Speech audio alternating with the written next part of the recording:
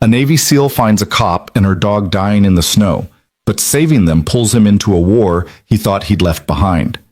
What starts as a rescue becomes a deadly hunt when he discovers the enemy isn't just outside his door, it's wearing a badge.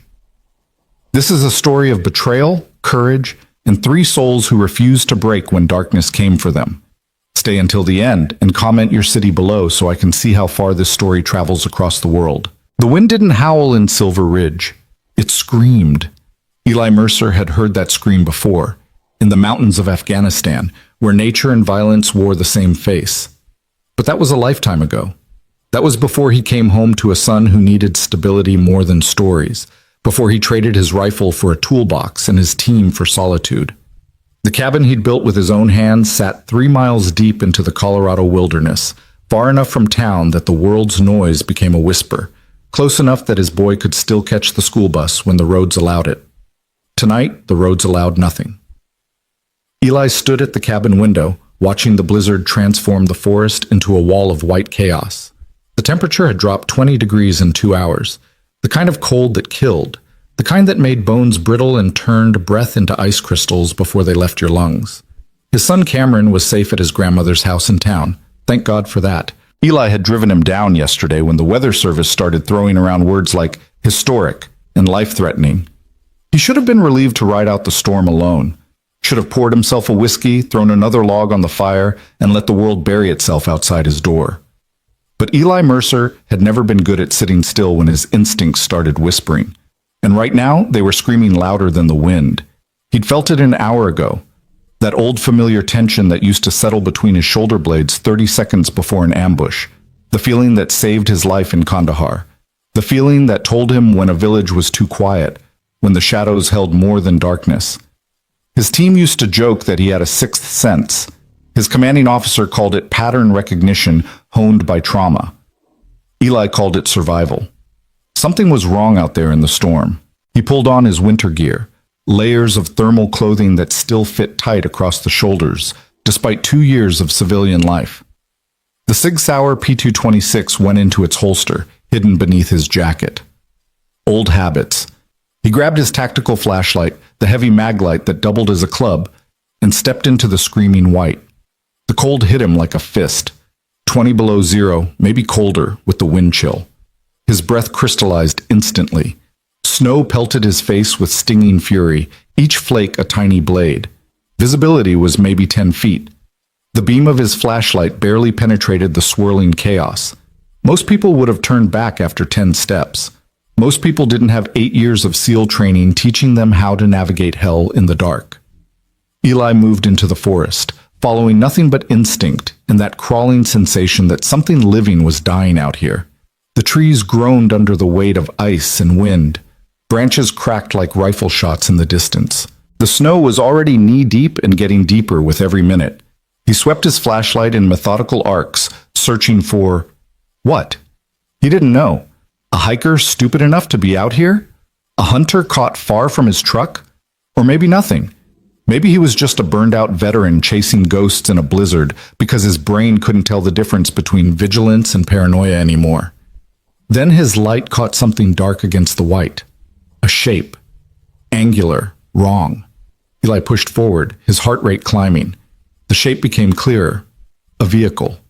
An SUV, black or maybe dark blue, impossible to tell under the coating of snow and ice. It was off the fire road, nose down in a drainage ditch, driver's door hanging open. Recent crash. The snow hadn't completely buried it yet. Hello? His shout was stolen by the wind. Anyone here? Nothing. Just the shriek of the storm. He approached the vehicle, every sense on high alert. The driver's door creaked in the wind. He swept his light inside. Empty.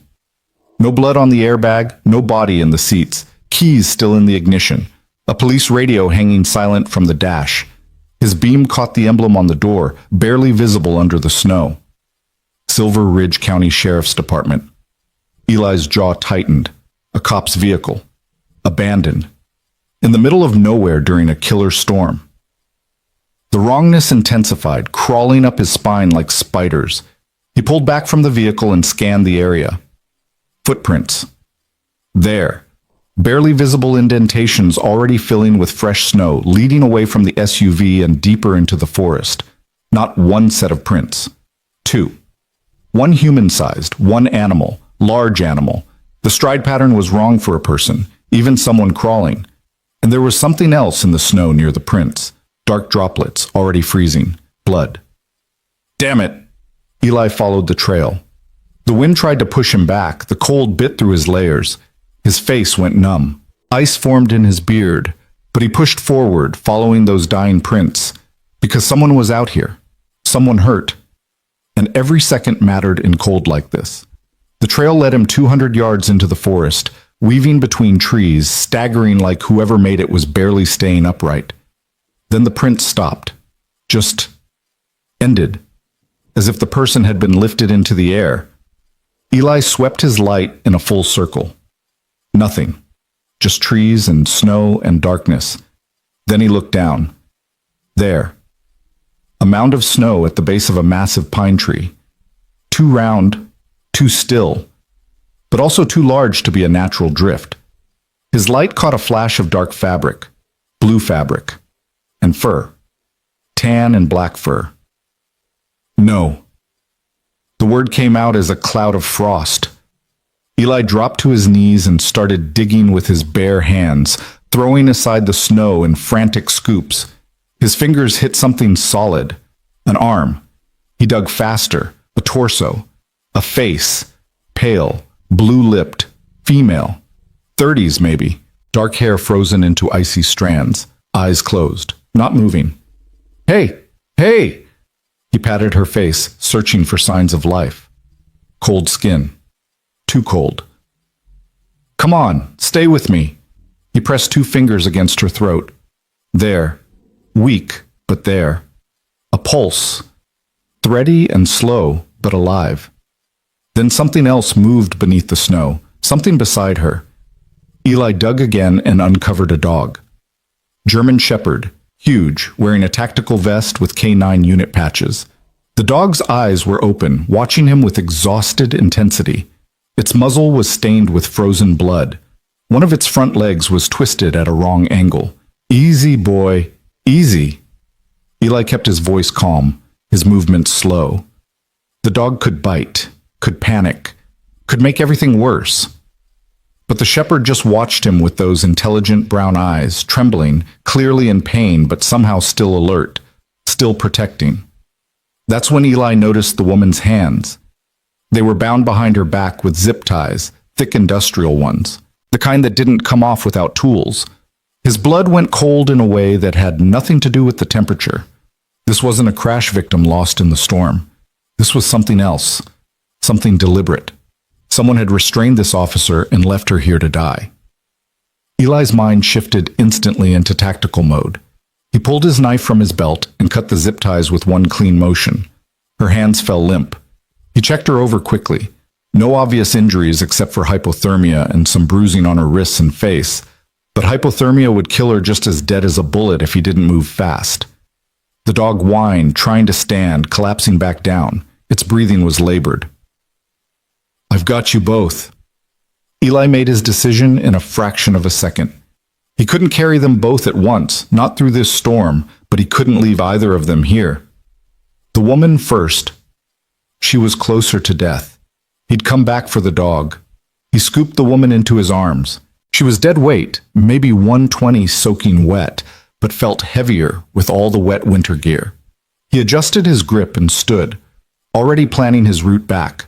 The dog barked, sharp, insistent, a warning bark. Eli turned. The shepherd was struggling to stand despite its broken leg, its eyes locked on something beyond Eli's shoulder. The dog's hackles were up, its teeth bared. Eli spun. His flashlight beam cut through the snow and illuminated a figure standing 20 feet away. Tall, broad-shouldered, wearing a heavy coat and ski mask, and holding a pistol. Time slowed. Eli's mind processed everything in microseconds. The gun was a Glock 19, standard police issue. The stance was trained but hesitant. The body language read surprise, not aggression. Not yet.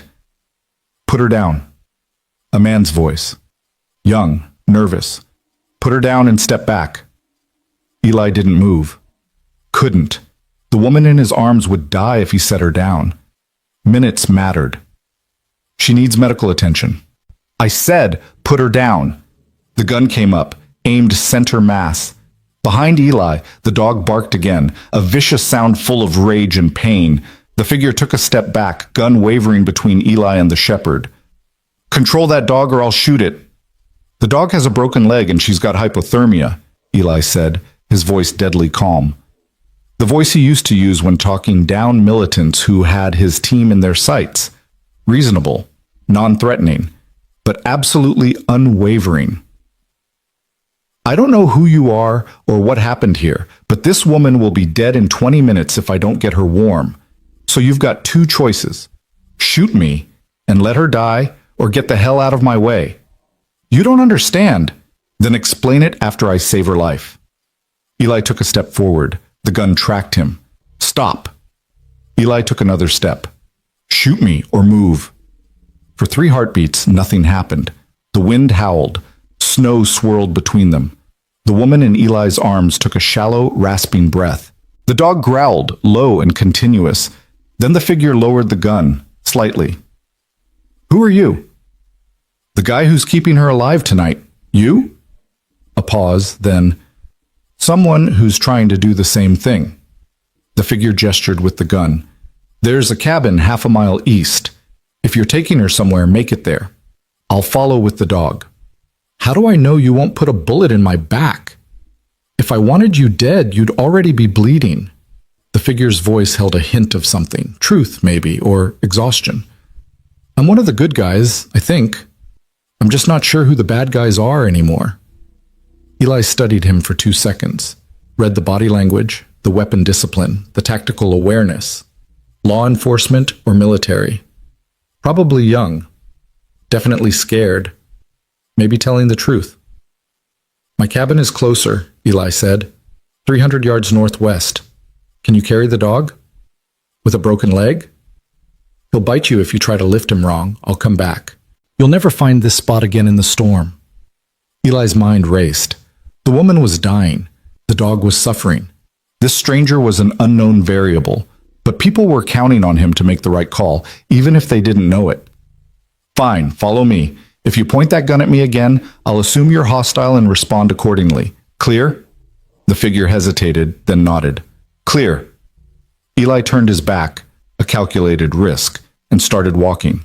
Behind him, he heard the stranger moving to the dog, heard the shepherd's warning growl turn into a whimper, heard the man's voice, softer now. Easy, Titan. I got you, buddy. I got you. The journey back to the cabin took 15 minutes but felt like hours. Eli's arms burned. His legs pushed through drifts that reached his thighs. The woman's breathing got shallower. Twice he stopped to check her pulse, and twice he felt it weakening. Behind him, the stranger struggled with the dog. Eli heard cursing, heard the shepherd whining, heard the sounds of someone trying desperately not to hurt an animal that was already in agony. When the cabin lights finally appeared through the trees, Eli felt a wave of relief so intense it almost buckled his knees. He kicked the door open and carried the woman straight to the fireplace. The heat hit them like a wall. He laid her on the rug in front of the hearth, already stripping off her wet outer layers. Hypothermia protocol. Get her dry. Get her warm. Get her stable. The stranger stumbled in 30 seconds later with the dog in his arms. Titan. The shepherd was panting, shaking, but still alert, still watching everything. Close the door, Eli barked. Then help me. The stranger obeyed, setting the dog down gently before moving to Eli's side. Up close, Eli could see ice crusted on the ski mask. The man pulled it off, revealing a face maybe 25 years old. Hispanic features, scared eyes. Definitely law enforcement. Eli could see the badge partially visible beneath his coat. I'm Deputy Rafael Santos, the kid said. Don't care right now. Eli was checking the woman's pupils. Sluggish response. Not good. Get towels from the bathroom, down the hall, second door, and grab the first aid kit from the cabinet above the sink. Santos ran. Eli kept working. He got the woman's wet jacket off, her duty belt, her boots. Her uniform was soaked through. Core temperature was too low. He could feel it. She needed aggressive rewarming or she'd slip into cardiac arrest. Santos returned with towels and the first aid kit. Is she going to make it? Get those blankets from the couch and start checking the dog. I need to know how bad that leg is. While Santos moved to Titan, Eli wrapped the woman in towels and blankets, then dragged her closer to the fire. He grabbed a space blanket from his emergency supplies and wrapped that around her too. Her lips were still blue. Her breathing was shallow and irregular. Come on, he muttered. Don't quit on me. He made a decision. Radical rewarming. Risky, but necessary. He grabbed pillows from the couch, propped her up slightly, and then did something that would have gotten him written up in a civilian hospital. He stripped off his own jacket and thermal shirt, then climbed behind her, wrapping his body around hers, sharing his heat directly. What are you doing? Santos looked alarmed. Saving her life. How's the dog? Santos turned his attention to Titan. The shepherd tolerated his examination, though every touch near the broken leg drew a whimper. Definitely broken. Left front leg. He's got some lacerations too. Looks like defensive wounds, like he was in a fight. Can you splint it? I'm not a vet. Neither am I, but that dog probably saved her life and I'm not watching him suffer. Eli kept the woman pulled against his chest, feeling his body heat slowly transferring to her. There's duct tape and a broom handle in the utility closet. Make it work. Santos hesitated, then nodded. While he worked on the dog, Eli focused on the woman. Her breathing was starting to even out. Color was slowly returning to her face. Her body temperature was rising against his. Good signs. She was a fighter. That's when he noticed the bruising on her face was worse than he'd first thought. Defensive injuries, split lip, swelling around her left eye. Someone had beaten her before leaving her in the snow. His jaw tightened. Old instincts stirred. Protective instincts. Violent instincts. Deputy, Eli said quietly, tell me what happened out there. Santos was wrapping Titan's leg, his hands shaking slightly. I don't know all of it. I just know someone tried to kill Detective Mara Vance tonight, and they're probably still looking for her. Detective. So she was more than just a patrol officer. Who's trying to kill her? Santos finished the splint and sat back. Titan licked his hand once, a gesture of trust. The deputy's voice was barely a whisper. I think it might be our own department. Eli went very still. Explain. I can't. Not without proof. Not without... Santos stopped. His eyes went to Mara. Is she going to wake up? Eventually, if we're lucky. Eli adjusted the blankets around her. Her eyelids were flickering. REM sleep, maybe, or her body fighting back to consciousness.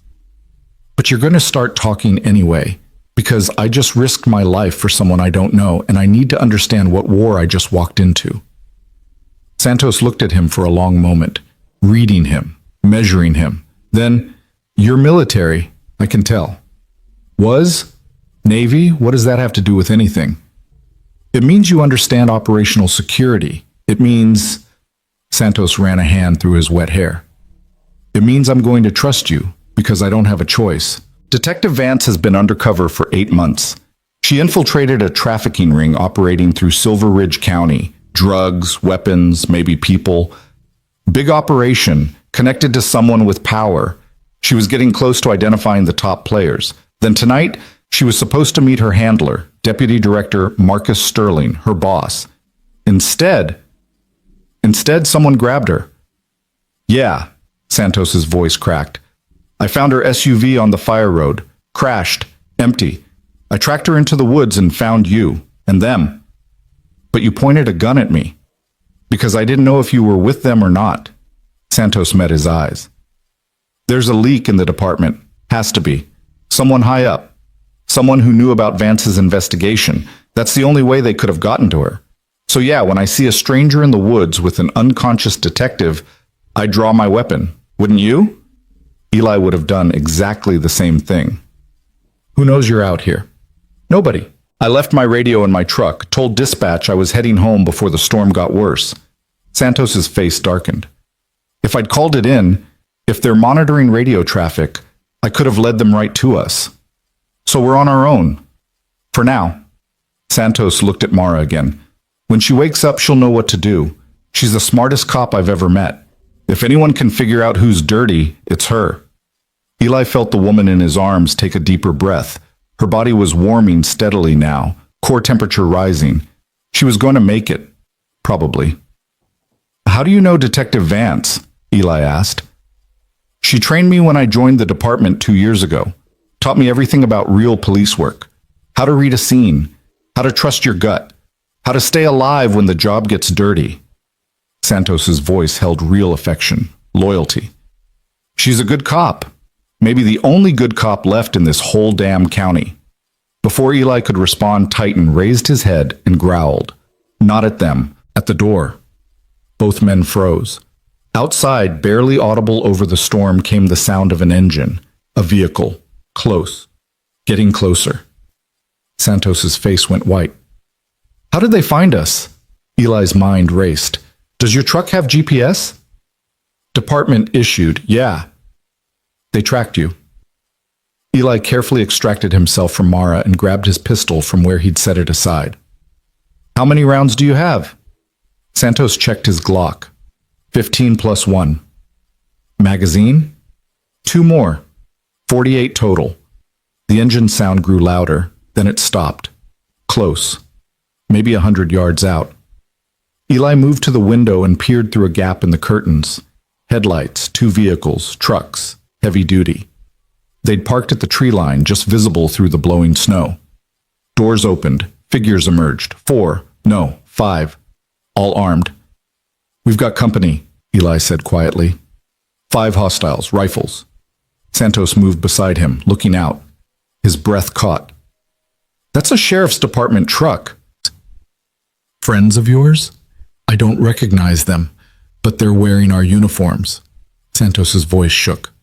Jesus, it's really happening. The department is compromised. Eli's tactical mind shifted into gear. 5 armed men, 2 defensive positions, limited ammunition, no backup, civilians to protect. Mara unconscious, the dog injured. The math wasn't good, but Eli had been in worse situations. Fallujah, Helmand province, a village in Syria where his team was outnumbered 10-1. He'd survived all of it, not through superior firepower, but through superior thinking. Here's what we're going to do, Eli said. You take Mara into the back bedroom, lock the door, push the dresser against it. Stay with her and the dog. Don't come out unless I call for you. What are you going to do? Eli checked his Sig Sauer. 15 rounds. Not enough. But he had other tools. This was his cabin, his territory. He knew every sight line, every approach, every angle. I'm going to remind them why they don't send 5 men to do a 10-man job. He looked at Santos. But if I go down, you protect her. Understand? Whatever it takes. She stays alive. She's the only one who knows the truth. Santos swallowed hard, then nodded. I understand. Good. Move. Now. Santos went to Mara, carefully lifting her. She stirred slightly, murmuring something incoherent. Titan struggled to stand, following his handler instinctively despite his broken leg. Santos carried Mara down the hall, the shepherd limping after them. Eli heard a door close. A lock click. Then he was alone. Outside, the 5 men were moving toward the cabin. Tactical formation, professional. These weren't thugs. They were trained. Eli killed the lights and let his eyes adjust to the darkness. The fire still burned, casting flickering shadows. He moved through the cabin like a ghost, setting up. He grabbed the shotgun from above the mantel, Remington 870, loaded with buckshot, set it beside the couch. He retrieved the AR-15 from the locked cabinet in his bedroom, the rifle he swore he'd never need again. Loaded a 30-round magazine, set it by the window. Then he started preparing surprises. The cabin had been built by a paranoid veteran who understood that sometimes the world comes for you. There were defensive measures Eli had installed and hoped never to use. Pressure plates near the doors, tripwires in the approaches. Nothing lethal. He wasn't trying to kill mailmen, but enough to slow down intruders. He activated them now. Outside, the 5 men reached the edge of the clearing. They split up. 2 toward the front. 2 circling to the back. 1 staying at the tree line as overwatch. Eli watched from the darkness, controlling his breathing. His heart rate was elevated but steady. Not fear. Anticipation. This was familiar territory. This was where his training lived. The two men approaching the front door were cautious. They communicated with hand signals. One covered while the other advanced to the porch steps. Standard dynamic entry protocol. The first man stepped on the porch and triggered the pressure plate. A homemade flashbang, not military grade, just a modified firecracker wrapped in foil, went off with a bang that echoed through the night. The man shouted and stumbled backward, momentarily disoriented. His partner opened fire immediately, putting 3 rounds through the front door. Eli was already moving, staying low, using the couch as cover. He came up beside the window and put 2 rounds through the glass, aiming for center mass on the shooter. The man went down. The other man returned fire, spraying bullets wildly. Wood splintered, glass shattered, but Eli was already moving to a different position, using the cabin's layout to his advantage. Outside, someone was shouting orders. The Overwatch was repositioning. The 2 men at the back were trying to breach. Eli heard the back door splinter as they kicked it in, heard their footsteps in his kitchen. 2 men, moving fast. He let them get 3 steps into the cabin before he triggered the second surprise. The tripwire pulled a cabinet door open, sending a cascade of pots and pans crashing down. Noise and chaos. The 2 men spun toward the sound, momentarily distracted. Eli came around the corner with the shotgun and fired once. The buckshot caught the first man in the legs. He went down screaming. The second man tried to bring his rifle around, but Eli was faster. A second blast from the shotgun and the man was on the ground. Non-lethal shots. Disable. Don't kill. They'd live. But they were out of the fight. 3 down, 2 to go, plus the Overwatch. Eli dropped the shotgun and grabbed the AR-15, moved back to the front of the cabin. His ears were ringing from the gunfire. His mouth was dry. Adrenaline sang in his veins, that old familiar cocktail of chemicals that kept you alive when death was breathing down your neck. The remaining 2 men had fallen back to cover. They were shouting to each other, reorganizing. One of them was on a radio, calling for backup maybe. Eli needed to end this fast. He moved to the front door, staying low, and peered through the bullet holes. One man was crouched behind a tree, 20 yards out. The other was... Where? Eli scanned. There. Flanking right, trying to get an angle on the front window. The Overwatch was still in the tree line, rifle up, covering his men. Eli made a decision. He grabbed a burning log from the fireplace with the poker, opened the front door a crack, and threw the log out into the snow. It hissed and steamed, creating a cloud of vapor. Then he went out the window. The cold hit him like a hammer. He'd forgotten his jacket, was still shirtless from warming Mara. No time to think about it. He rolled into the snow, came up in a crouch, and moved fast toward the tree line. The storm provided cover. The darkness was his ally. The man flanking right never saw him coming. Eli hit him from behind, hard and fast, disarmed him, put him down with a chokehold that left him unconscious but breathing. 4 down. The last man at the tree cover heard the scuffle and spun. His rifle came up.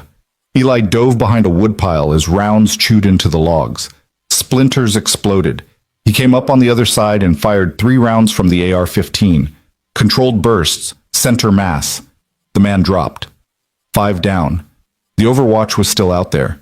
Eli couldn't see him through the storm and darkness, but he knew the man could see the muzzle flash from his rifle, knew a bullet was coming. He rolled left just as a rifle round cracked past his head and buried itself in the woodpile. The Overwatch was good, patient, disciplined, probably military trained like Eli. This was a sniper duel now. And Eli was at a disadvantage. The Overwatch had a scope, a stable position, and knowledge of Eli's last location. But Eli had something better. He had rage. These men had beaten a woman, had left her to die in the snow, had tried to kill a cop for doing her job. And now they'd brought violence to his home, to the place where his son slept, to the sanctuary he'd built to escape this exact kind of darkness. He'd left the war behind. But the war had followed him home. So be it. Eli moved through the forest like a ghost, using every bit of cover, every shadow. He'd done this 100 times in worse conditions. The cold didn't matter anymore. The shaking in his hands was adrenaline, not fear. He circled wide, flanking the Overwatch position, moving toward where he'd seen the muzzle flash. It took him 3 minutes to close the distance. 3 minutes of moving between trees, staying low, controlling his breathing despite the freezing air burning his lungs. 3 minutes of being the predator instead of the prey. He found the Overwatch lying prone behind a fallen log, rifle scope trained on the cabin. The man was good. He hadn't moved, hadn't given away his position again. He was waiting for Eli to make a mistake. Eli came up behind him silently and pressed the barrel of the AR-15 against the back of his head. "Don't move." The man froze.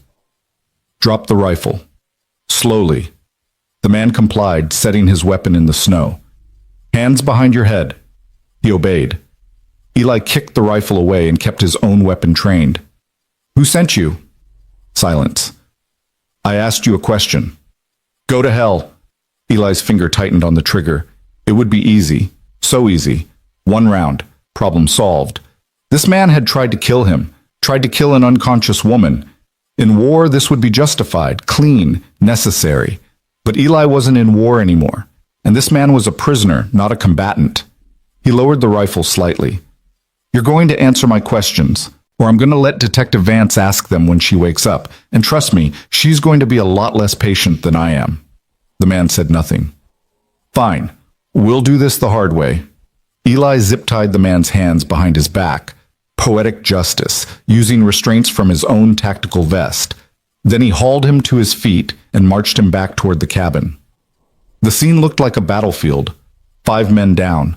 Bullet holes in the walls, blood in the snow. Eli checked each man quickly. 2 unconscious, 2 injured but stable. 1 dead, the man he'd shot from the window. Eli felt a flicker of something. Not quite regret, not quite satisfaction. Just acknowledgement.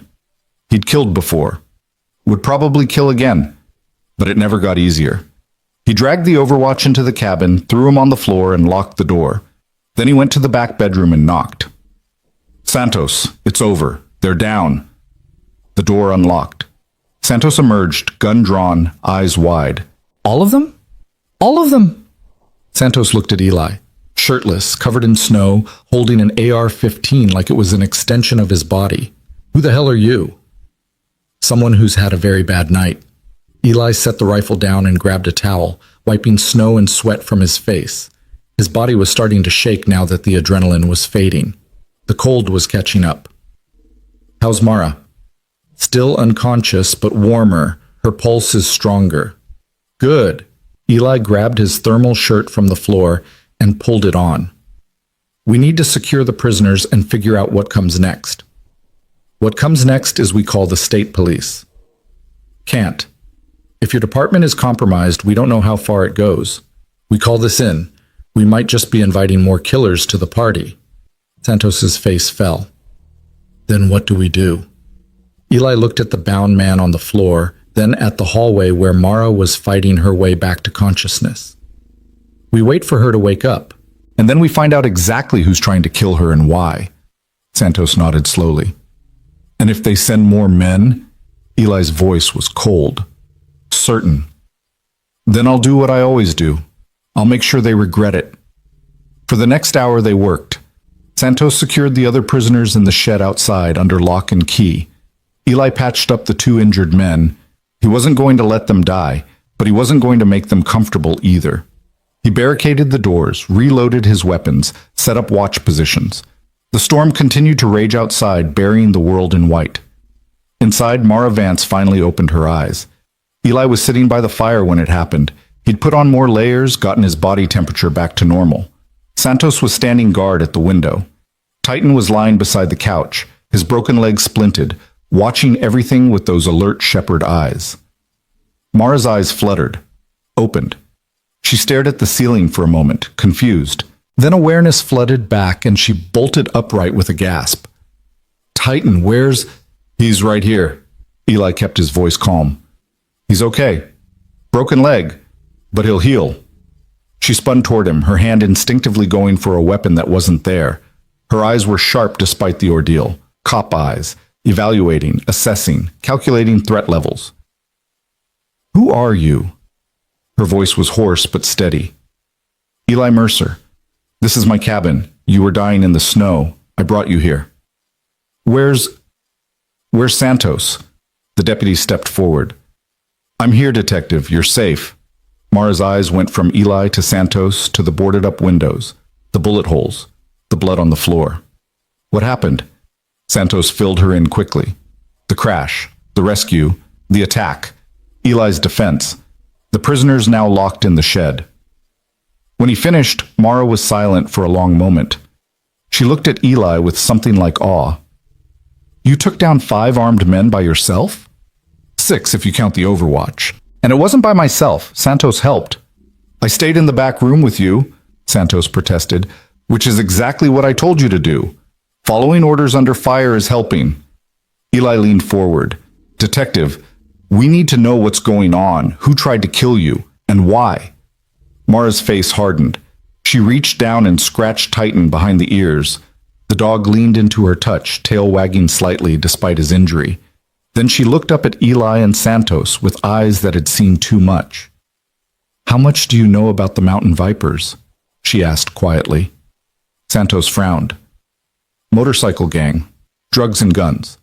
They've been operating in the county for a few years. Not a gang, Mara said. A network, trafficking organization. They move product through 6 states.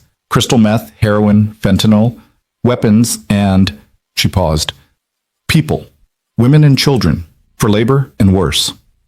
Eli felt his jaw tighten. You're telling me there's a human trafficking ring operating in Silver Ridge County? Operating through it.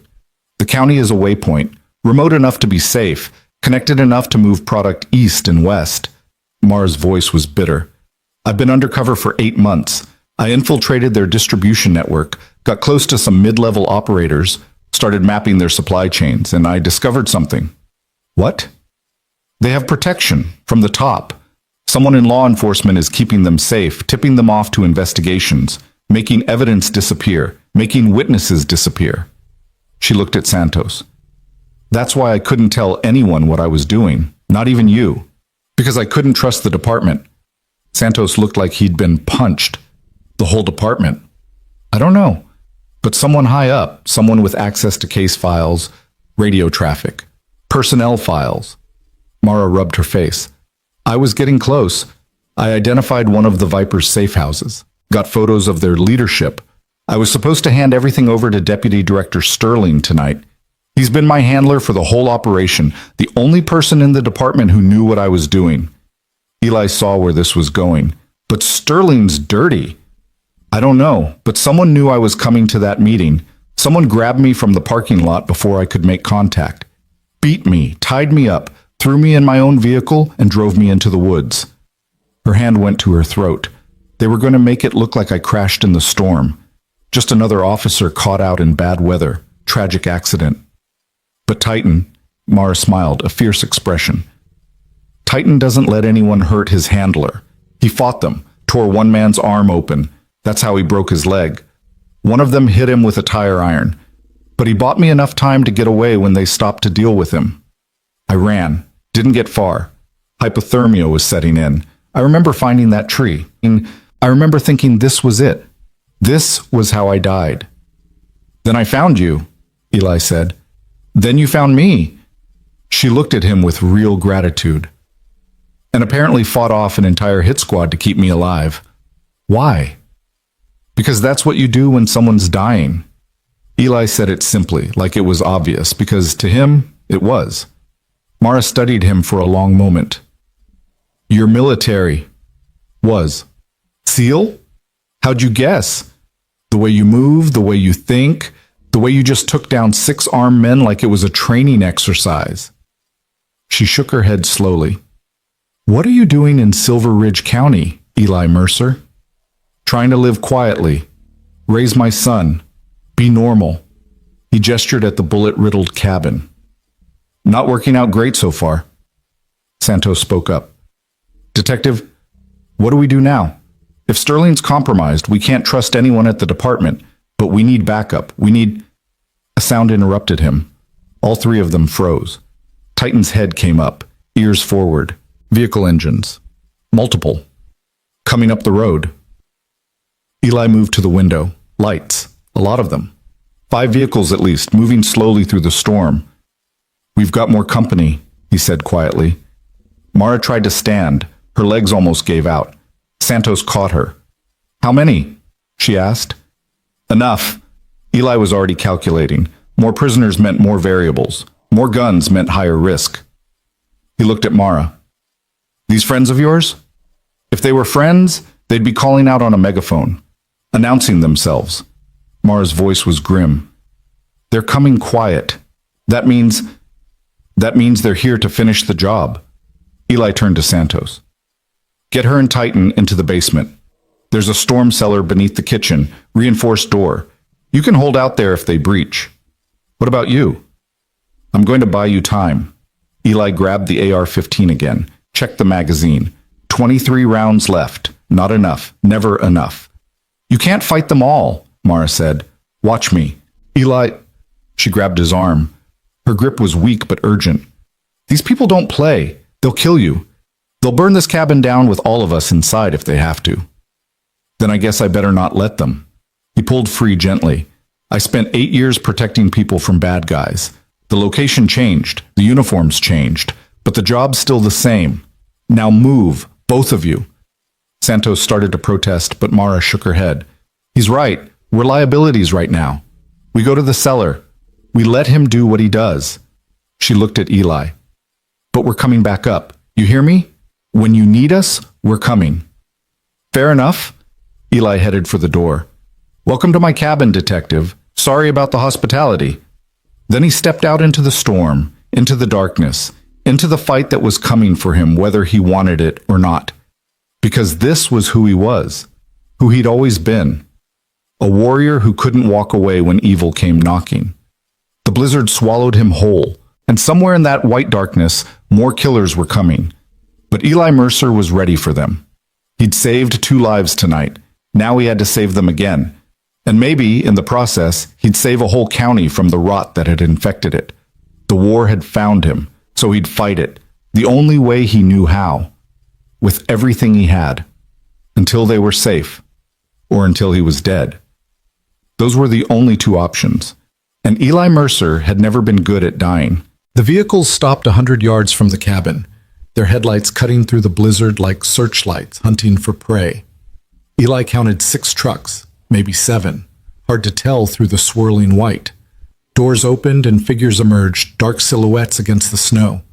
Too many to count, too many to fight, but he'd start with what he could control. Eli circled wide through the forest, using the storm as cover, moving toward the lead vehicle. His breath came in controlled bursts, crystallizing in the frigid air. Every step was calculated, every movement silent. This was SEAL training at its purest. Become the night, become the threat they never see coming. He reached the first truck and dropped low beside it. Through the window, he could see the interior was empty, engine still running, exhaust pumping white clouds into the darkness. Radio chatter crackled from the dashboard. He couldn't make out the words, but the tone was clear. Military precision, coordinated movement. These weren't desperate criminals. This was an organized force. Eli moved between vehicles, staying in the shadows, counting bodies. 15 men at least, all armed, all moving toward the cabin in a tactical formation that spoke of training and discipline. They were setting up a perimeter, establishing fields of fire, preparing for a siege. His mind raced through options. He couldn't take 15 men in open combat. Even with surprise, even with superior skill, the numbers were impossible. He needed to change the equation, needed to make them uncertain, needed to buy time for Mara and Santos to figure out their next move. So he'd give them chaos. Eli pulled the knife from his belt and punctured the rear tire of the lead truck. The hiss of escaping air was swallowed by the wind. He moved to the next vehicle, did the same, then the next. By the time he'd disabled 4 trucks, someone noticed. We've got a problem. Tires are slashed. Check the perimeter. Someone's out here. Flashlight beams swept through the darkness. Eli was already moving, ghosting back toward the tree line. He found a position behind a fallen log, rifle up, watching the confusion spread through their ranks. A figure in a heavy coat stepped forward, clearly in command. Discipline. Hold your positions. This is a distraction. The voice was familiar. Eli's blood went cold. Lieutenant Marcus Sterling, Mara's handler, the man she'd trusted with her life. Sterling raised a megaphone. Eli Mercer, I know you're out there. I know you can hear me. We don't want to hurt you. We just want Detective Vance. She's a fugitive. She's mentally unstable. She's killed police officers. Send her out, and this ends peacefully. Eli didn't respond, didn't move. Let Sterling talk into the void. You're a veteran, Mercer. You understand duty. You understand following orders. Detective Vance has gone rogue. She's compromised an investigation. She's put lives at risk. We need to bring her in before anyone else gets hurt. Still, Eli said nothing. His finger rested beside the trigger guard, ready, but not committed. Sterling lowered the megaphone and turned to his men. His voice carried on the wind. Burn it. If they won't come out, we burn them out. Two men moved forward with containers. Gasoline. They were going to torch the cabin with everyone inside. Eli made his decision. The rifle shot echoed through the storm. The first container exploded in the man's hands, gasoline erupting into flame. The man screamed and dropped the burning can, rolling in the snow to extinguish himself. The second man dove for cover, his own container abandoned. Sniper! Someone shouted. The formation scattered. Men took cover behind vehicles, behind trees. Return fire erupted, bullets tearing through the forest in random patterns, trying to suppress a threat they couldn't see. Eli was already moving to a new position.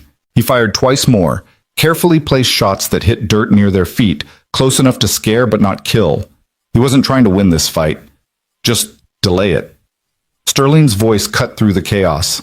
Suppressing fire. Alpha team, flank left. Bravo, flank right. Charlie, prepare for breach. They were adapting, learning. Sterling was a good commander, even if he was a traitor. Eli fell back toward the cabin, laying down covering fire, making them pay for every yard of ground. His magazine ran dry. He dropped it, loaded a fresh one. 12 rounds left. Then he'd be down to his pistol. The cabin door flew open. Santos was there, waving frantically. Inside, now! Eli sprinted the last 20 yards and dove through the door. Santos slammed it behind him and threw the bolt. Bullets immediately peppered the exterior walls, a sustained barrage that turned the cabin into a shooting gallery. I thought I told you to stay in the cellar, Eli said, breathing hard. Mara said we're stronger together. Santos was at the window, returning fire with his Glock. She's right. You can't hold them alone. Where is she? Still downstairs, setting up a fallback position in case they breach. Santos ducked as bullets shattered the window above him. How many are out there? Too many. The firing stopped suddenly. The silence was somehow worse than the noise. Sterling's voice came again through the megaphone. Last chance, Mercer. Send out Vance or we're coming in. And when we do, everyone dies, including you, including that deputy who's dumb enough to help you. Your choice. Their blood on your hands or hers. Eli moved to the basement door and called down. Mara, your handler wants to talk terms. Her voice drifted up from below. Sterling's here? Leading the assault personally. There was a pause. Then footsteps on the stairs. Mara emerged, still unsteady but moving under her own power. Her face was pale but her eyes were sharp. Titan limped up beside her, protective despite his injury. If Sterling's here, she said quietly, then he's definitely dirty. He wouldn't risk exposing himself unless he was sure I wouldn't survive to talk. Santos looked between them. So what do? We can't fight them all, Mara said. But we can't surrender either. The moment Sterling has me, I'm dead. You're all dead. Then we need a third option. Eli's mind was working through scenarios, discarding failures, looking for the narrow path to survival. Is there any law enforcement you can trust? Anyone outside the county? Mara hesitated, then nodded slowly. My brother, Corbin. He's DEA, based in Denver. If I could contact him, they'll be monitoring cell signals. Not just cell. Mara moved to the window, peering out at the storm. There's a ranger station 3 miles north, Forest Service. They have a satellite uplink. If we could reach it, we could call for help without anyone intercepting. 3 miles in a blizzard with a hit squad on our tail, Santos said. That's suicide. No. Eli was seeing it now. The possibility. The risk. That's misdirection. They think we're trapped here. They're setting up for a siege, but if we slip out before they tighten the noose, we could make it. How? Mara asked. They've got us surrounded. Not completely. They came from the south, set up to the south and east. The north approach is still open. They're assuming we won't run deeper into the wilderness during a blizzard. We use that assumption against them. Santos was shaking his head. Even if we make it out 3 miles in this cold, with Detective Vance still recovering from hypothermia, I can make it, Mara interrupted. Her voice was steel. I've come too far to quit now. Eli studied her. She was tough, he'd give her that, but toughness only went so far when your core temperature had been in the danger zone an hour ago. Can you run? I can do whatever I have to do. Then we move. Now, before they commit to the breach. Eli turned to Santos. Get her winter gear, everything warm we have. I'll create a diversion. What kind of diversion? The kind that makes them think we're still here. Eli moved through the cabin, gathering supplies.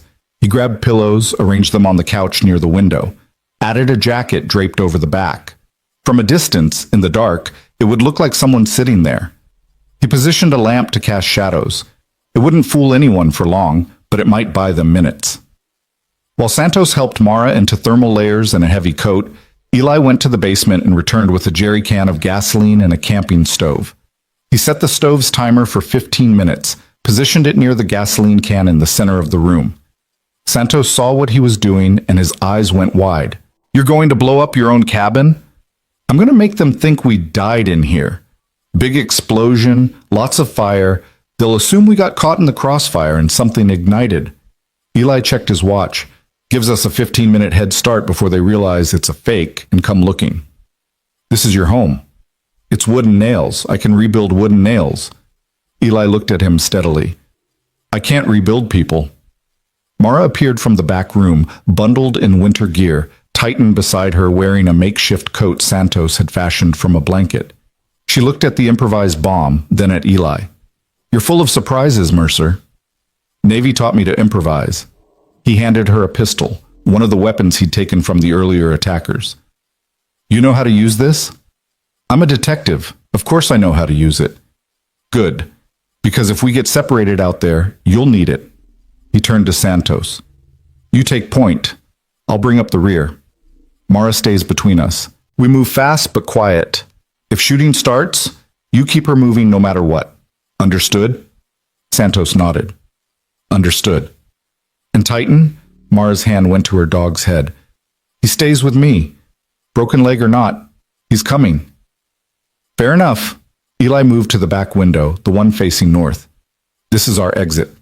Once we're out, stay low, use the terrain, and don't stop moving until we're clear of their perimeter.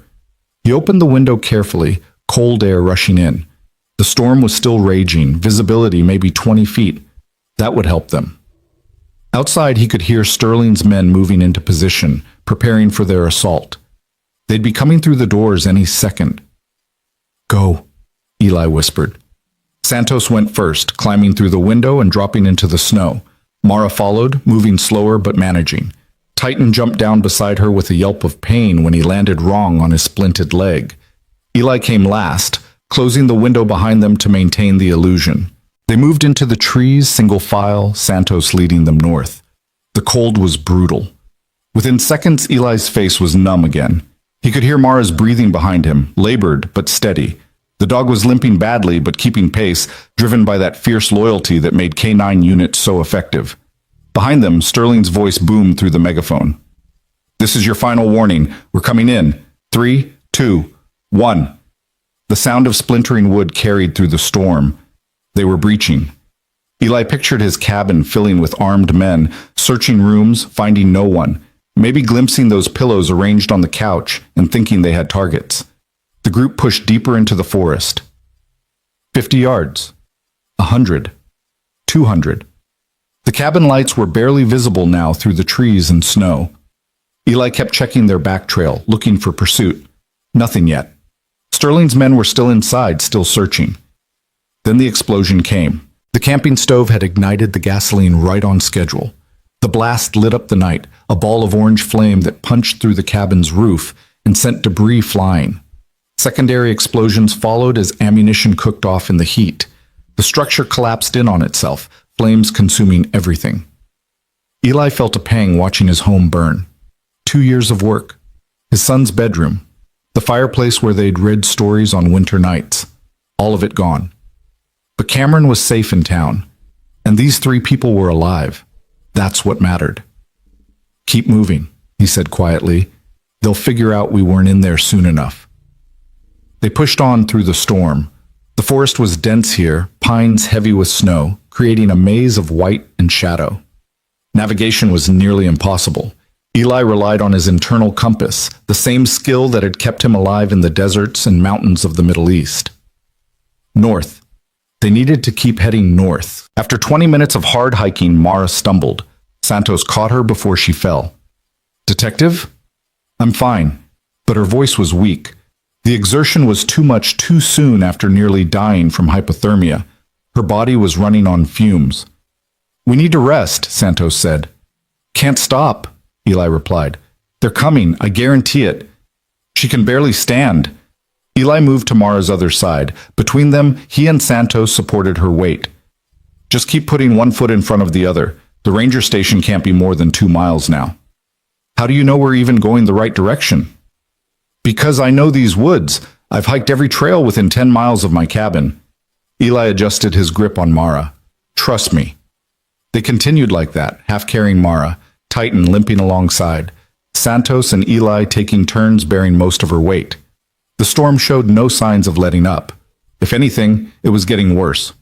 Wind gusts strong enough to knock them off balance. Snow so thick it was like wading through a white ocean. Then Eli heard it. Behind them, voices, shouts. The pursuers had realized the deception and were coming. "They're on our trail," he said. Santos's face went pale in the darkness. "How far back?" "Hard to say, maybe 10 minutes. We can't outrun them. Not carrying her." Mara pulled away from them, standing on her own through sheer force of will. "Then don't carry me. I'll keep pace."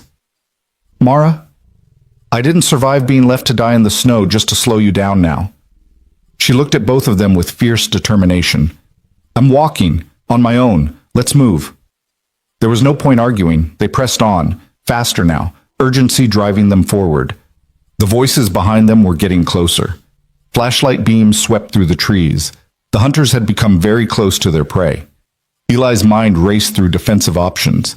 He could set an ambush, try to slow them down, but that meant splitting up, and splitting up meant leaving Mara vulnerable. He could try to lead the pursuit away, create a false trail. But in this storm, he might never find them again. No good options, just bad choices and worse choices.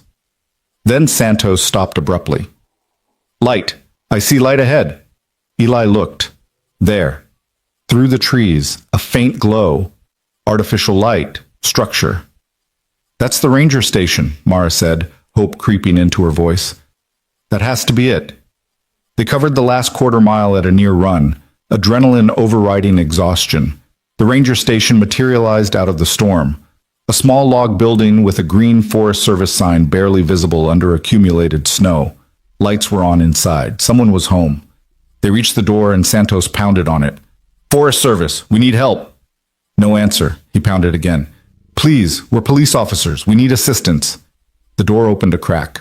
A woman peered out, maybe 40, wearing a ranger uniform, her hand resting on a holstered weapon. "Who are you?" "Deputy Rafael Santos, Silver Ridge Sheriff's Department. This is Detective Mara Vance. We're being pursued by hostile forces. We need to use your satellite uplink." The ranger's eyes narrowed. "Pursued by whom?" "Corrupt officers from our own department." Mara stepped forward, her badge in hand. "Please, people's lives are at stake. We need to call for federal backup." The ranger studied them for a long moment. 3 desperate people, 1 injured dog, all of them half frozen and clearly terrified. Then she stepped back and opened the door wide. "Get inside, quickly!" They stumbled into the warmth. The ranger locked the door behind them and immediately moved to a window, peering out into the storm. "How many are following you?" 15, maybe more. Eli was already scanning the building, cataloging exits, defensive positions, weapons. Old habits. Jesus. The ranger turned to face them. She was lean and weathered, with the competent air of someone who'd spent years surviving in the wilderness. "I'm Brenna Locke, senior ranger for this district. What the hell is going on?" Mara collapsed into a chair, exhausted. It's a long story. Give me the short version. While Santos explained, trafficking ring, corrupt cops, assassination attempt, Eli moved to the windows, checking sight lines. The station was small but solid, log construction, limited entry points, defensible if it came to that. But they didn't have ammunition for a prolonged fight. His AR-15 had maybe 8 rounds left. Santos's Glock was running low. They needed backup, not another firefight. Brenna listened to Santos's story with growing alarm. When he finished, she was silent for a moment. Then, I've seen them. All three turned to look at her. Seen who? Mara asked. Trucks, heavy duty, moving through the forest at night. I've been reporting it for months. Unauthorized vehicles on Forest Service land. My superiors told me not to worry about it, said they were probably just hunters or local contractors. Brenna's jaw tightened. But hunters don't move in convoys, and contractors don't drive with their lights off. You saw the Mountain Viper's supply chain, Mara said quietly. They've been using the National Forest to move product, remote roads, no witnesses, no oversight. And you're telling me local law enforcement was protecting them? Someone was. Mara looked at Eli and Santos. Someone high enough to make investigations disappear, to keep rangers from asking questions, to know every move we made. Brenna moved to a desk and pulled out a map, spreading it across the surface. Show me where you saw these trucks. Mara moved to the map, pointing. Here. This old logging road. It connects to a mine entrance, abandoned mine. That's where I found evidence of their staging area. The Silver Point mine. Brenna traced the route with her finger. It's been closed for 30 years, but I've seen fresh tire tracks near the entrance. Recent activity. She looked up. What kind of evidence? Shipping manifests, weapons crates, laboratory equipment for processing drugs, and Mara's voice dropped. Chains. In the deep chambers, where they keep the people they're trafficking. The room went quiet. Even Eli, who'd seen the worst of human cruelty in war zones, felt his stomach turn at the implications. Brenna's face had gone hard. How many people? I don't know. I got spotted before I could do a full recon. That's when everything went to hell. Sterling called me in for an emergency meeting. I thought he was going to help me. Instead, she touched her bruised face. Instead, he tried to have me killed. We need that satellite uplink, Santos said. Now, before they find us here. Brenna moved to a desk in the corner where a sophisticated communications array was set up. Satellites up? Who are we calling? My brother, Special Agent Corbin Vance, Denver DEA Field Office. Mara rattled off a number. Tell him it's an emergency. Tell him Mara needs him. Brenna made the connection. The satellite link took a moment, crackling with static, then cleared. A male voice answered. This is Vance. Agent Vance, this is Senior Ranger Brenna Locke, Forest Service. I have your sister here. She says it's urgent. Put her on. Brenna handed the radio to Mara. She took it with shaking hands. Corbin? Mara? Jesus, where have you been? I've been trying to reach you for hours. Sterling called me, said you'd gone dark, said Sterling tried to kill me. Mara's voice was flat, final. He's dirty, Cor. He's part of the trafficking ring I've been investigating. He set me up tonight. Had me beaten and left to die in a blizzard. If it wasn't for a civilian who found me, I'd be dead. There was a long silence on the other end. Then Corbin's voice came back, tight with controlled fury. Tell me everything. Mara did. She laid it all out. The 8-month investigation, the evidence she'd gathered, Sterling's betrayal, the assault on Eli's cabin, their escape to the ranger station. When she finished, her brother was quiet for several heartbeats. Mara, he said finally, I'm coming. Full tactical team. But it's going to take time. The storm has the highways closed. We're looking at minimum 4 hours before we can mobilize. We don't have 4 hours. Sterling's team is hunting us right now. They'll find the station eventually. Then you need to hold out until we get there. Find a defensible position. Stay alive. Can you do that? Mara looked around the small ranger station, looked at Eli, at Santos, at Brenna, at Titan lying by her feet, exhausted but watchful. We'll do what we have to do. I need you to send me everything you have. All your evidence, every photo, every document. Email it, upload it, I don't care. Just get it to me before they can destroy it. Most of it was in my vehicle, or in my apartment. Sterling's people probably have it by now. Then tell me, everything you remember, names, locations, supply routes, we'll build a case from your testimony. For the next 20 minutes, Mara talked while Corbin recorded everything. She named names, described locations, outlined the trafficking network structure as she understood it. She detailed Sterling's involvement, his meetings with known Vipers associates, the evidence she'd seen of him taking payoffs. While she worked, Eli stood watch at the window. The storm was still raging, but through brief gaps in the snow, he caught glimpses of movement in the tree line. They were out there, searching, getting closer. He moved to Brenna. How many weapons do you have here? Sidearm, shotgun, hunting rifle. She met his eyes. You think they're coming here? I know they are.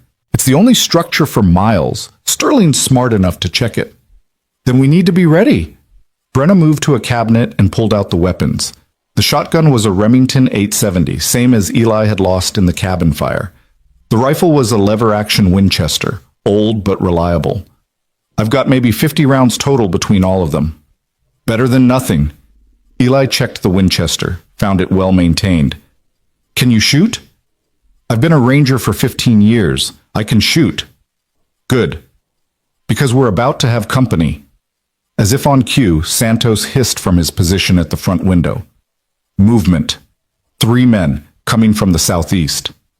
Eli joined him, looking out.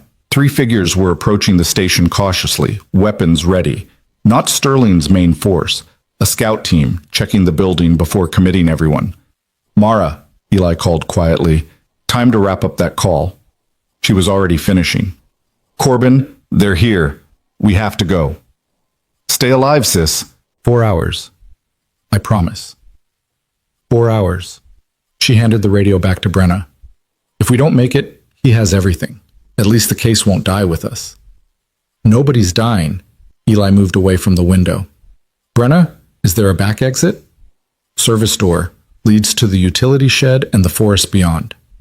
Then that's our way out. We let them think we're fortifying here, then slip out the back while they're preparing to breach. That's the same plan we used at the cabin, Santos pointed out. It worked once, and they won't expect us to use it again. Eli turned to Mara. Can you move? She stood, testing her legs, still weak but functional. I can move. Then let's move, before they box us in. They gathered their weapons and supplies quickly. Brenna grabbed a backpack filled with emergency gear, fire starters, emergency blankets, water purification tablets, survival equipment that might mean the difference between life and death in the wilderness. Eli cracked open the back door, checking the approach. Clear for now, but that would change fast once Sterling's men realized they were running again. Go, he whispered. Fast and quiet. Head northeast.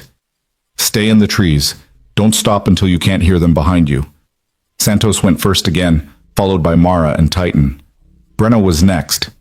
Eli came last, pausing to leave one more surprise. He turned on the ranger station's propane heater, cranked it to maximum, then wedged a chair against the gas line valve. Not as dramatic as a gasoline explosion, but in a few minutes the buildup would create enough of a boom to make Sterling's men think twice. He slipped out into the storm and closed the door silently behind him. The group was already 30 yards into the forest. Eli caught up quickly, his eyes scanning constantly for threats. Behind them, he could hear voices near the ranger station. The scout team was closing in. They moved through the darkness for 5 minutes before the explosion came. Smaller than the cabin blast, but still loud enough to echo through the forest. Shouts of alarm followed. Sterling would be realizing now that they'd been tricked twice. He'd be angry. Angry people made mistakes. Eli was counting on that. But angry people were also dangerous. They pushed deeper into the wilderness, no destination now except away. Away from Sterling, away from the men who wanted them dead. The storm was their ally and their enemy. It hid their trail, but also made every step treacherous. Mara was flagging again, her body pushed beyond its limits. Santos stayed close to her, ready to catch her if she fell. After another mile, Brenna held up a hand. There's a cave system near here, old mining prospect holes. We could shelter there, wait out the storm and the pursuit. They'll search every cave, Eli said.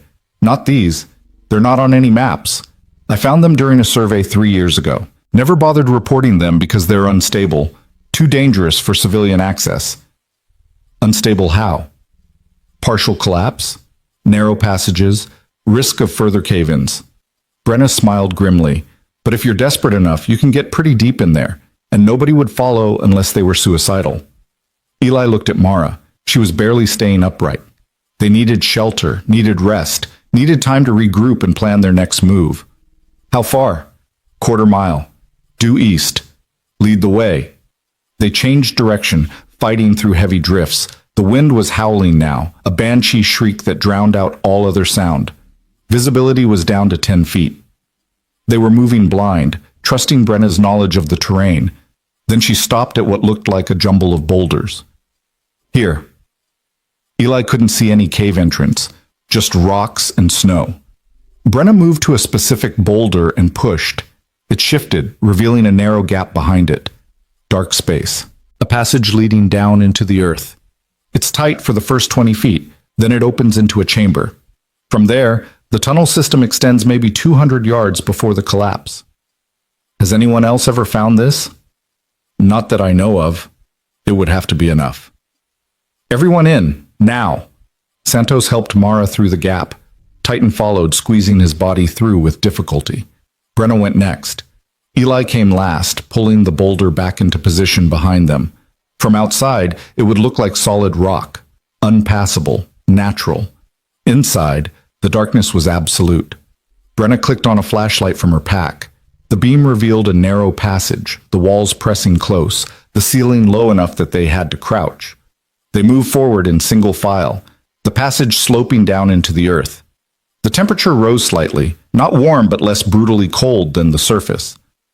After 20 claustrophobic feet, the passage opened into a chamber maybe 15 feet across. The ceiling was higher here, allowing them to stand. Water dripped somewhere in the darkness. The air smelled of stone and minerals. We can rest here, Brenna said. Catch our breath. Figure out what comes next. Mara sat down heavily against the wall, exhausted. Titan curled up beside her, his head in her lap. Santos paced, nervous energy keeping him moving. Eli stood near the entrance, listening for sounds of pursuit. For several minutes, no one spoke. They were all processing what had happened, what they'd survived, what still lay ahead. 4 hours. That's what Corbin had said. 4 hours until help arrived. But Sterling had at least 15 men hunting them, and the storm showed no signs of stopping. Tell me about Sterling, Eli said finally, breaking the silence. Who is he? Beyond the badge, Mara looked up. Marcus Sterling. 38 years old. 15 years with the sheriff's department. Rose through the ranks fast. Made lieutenant at 32. Decorated officer. Community leader. Her voice was bitter. Everyone loved him, including me. I trusted him completely. When did you start suspecting him? 3 weeks ago. I'd been gathering intel on the Mountain Vipers for months, building a profile on their leadership. I started noticing patterns. Every time I got close to making a major bust, something would go wrong. Suspects would disappear, evidence would vanish, witnesses would suddenly recant their statements. She rubbed her face. At first I thought it was just bad luck, or that the Vipers were better at operational security than I gave them credit for. But then I set a trap. What kind of trap? I fed Sterling false information. Told him I was planning a raid on a specific location at a specific time. A location that was actually empty, but I watched it anyway, from a distance. And sure enough, Viper soldiers showed up 30 minutes before my fake raid time. They swept the area looking for evidence, looking for anything incriminating, then they left. She met Eli's eyes.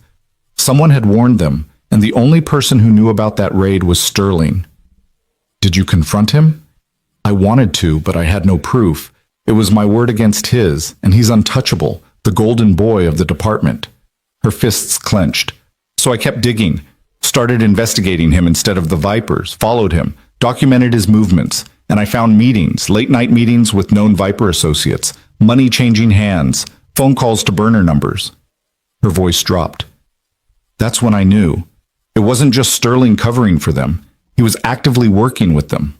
Probably has been for years. Santos looked sick. How deep does this go? How many other cops are involved? I don't know. Sterling's the only one I can prove. But there could be others, deputies, detectives, maybe even the sheriff himself. Mara shook her head. That's why I couldn't tell you, Raphael. I couldn't tell anyone, because I didn't know who was dirty and who was clean. But you told Corbin. Corbin's DEA, federal, outside the chain of command. He's the only one I knew I could trust absolutely. She looked at Eli. And now I'm trusting you, a stranger who saved my life. A man I know nothing about except that he fights like a demon and burns down his own home to keep people safe. Eli was quiet for a moment, then, You want to know who I am? I'm someone who's seen what happens when the people supposed to protect you become the predators. I fought in places where the government was as dangerous as the terrorists, where you couldn't trust anyone except your team, where every day was survival and every night was wondering if the guy next to you would sell you out for the right price. He leaned against the cave wall. I came home because I was tired of that world. Tired of the violence and the corruption and the impossible choices. I wanted peace, wanted to raise my son somewhere safe, somewhere good. And instead you found this, Mara said softly. Instead, I found this.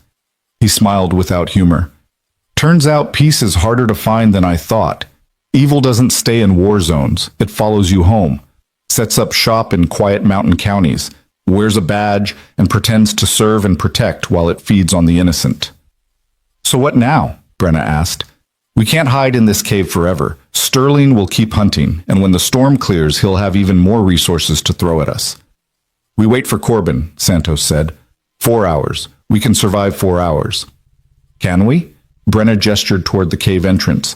They know we're in this area. They'll search every structure, every shelter. Eventually they'll find us. Not if we keep moving, Eli said. We rest here for an hour. Let them waste time searching the wrong areas. Then we head out again. Keep moving until dawn. By then, Corbin should be close. And if Sterling catches us before then? Eli's voice was cold. Then we make sure he regrets it. They settled into an uneasy silence. Brenna distributed emergency rations from her pack, energy bars, water bottles. Not much, but enough to keep them going. Mara ate mechanically, her eyes distant.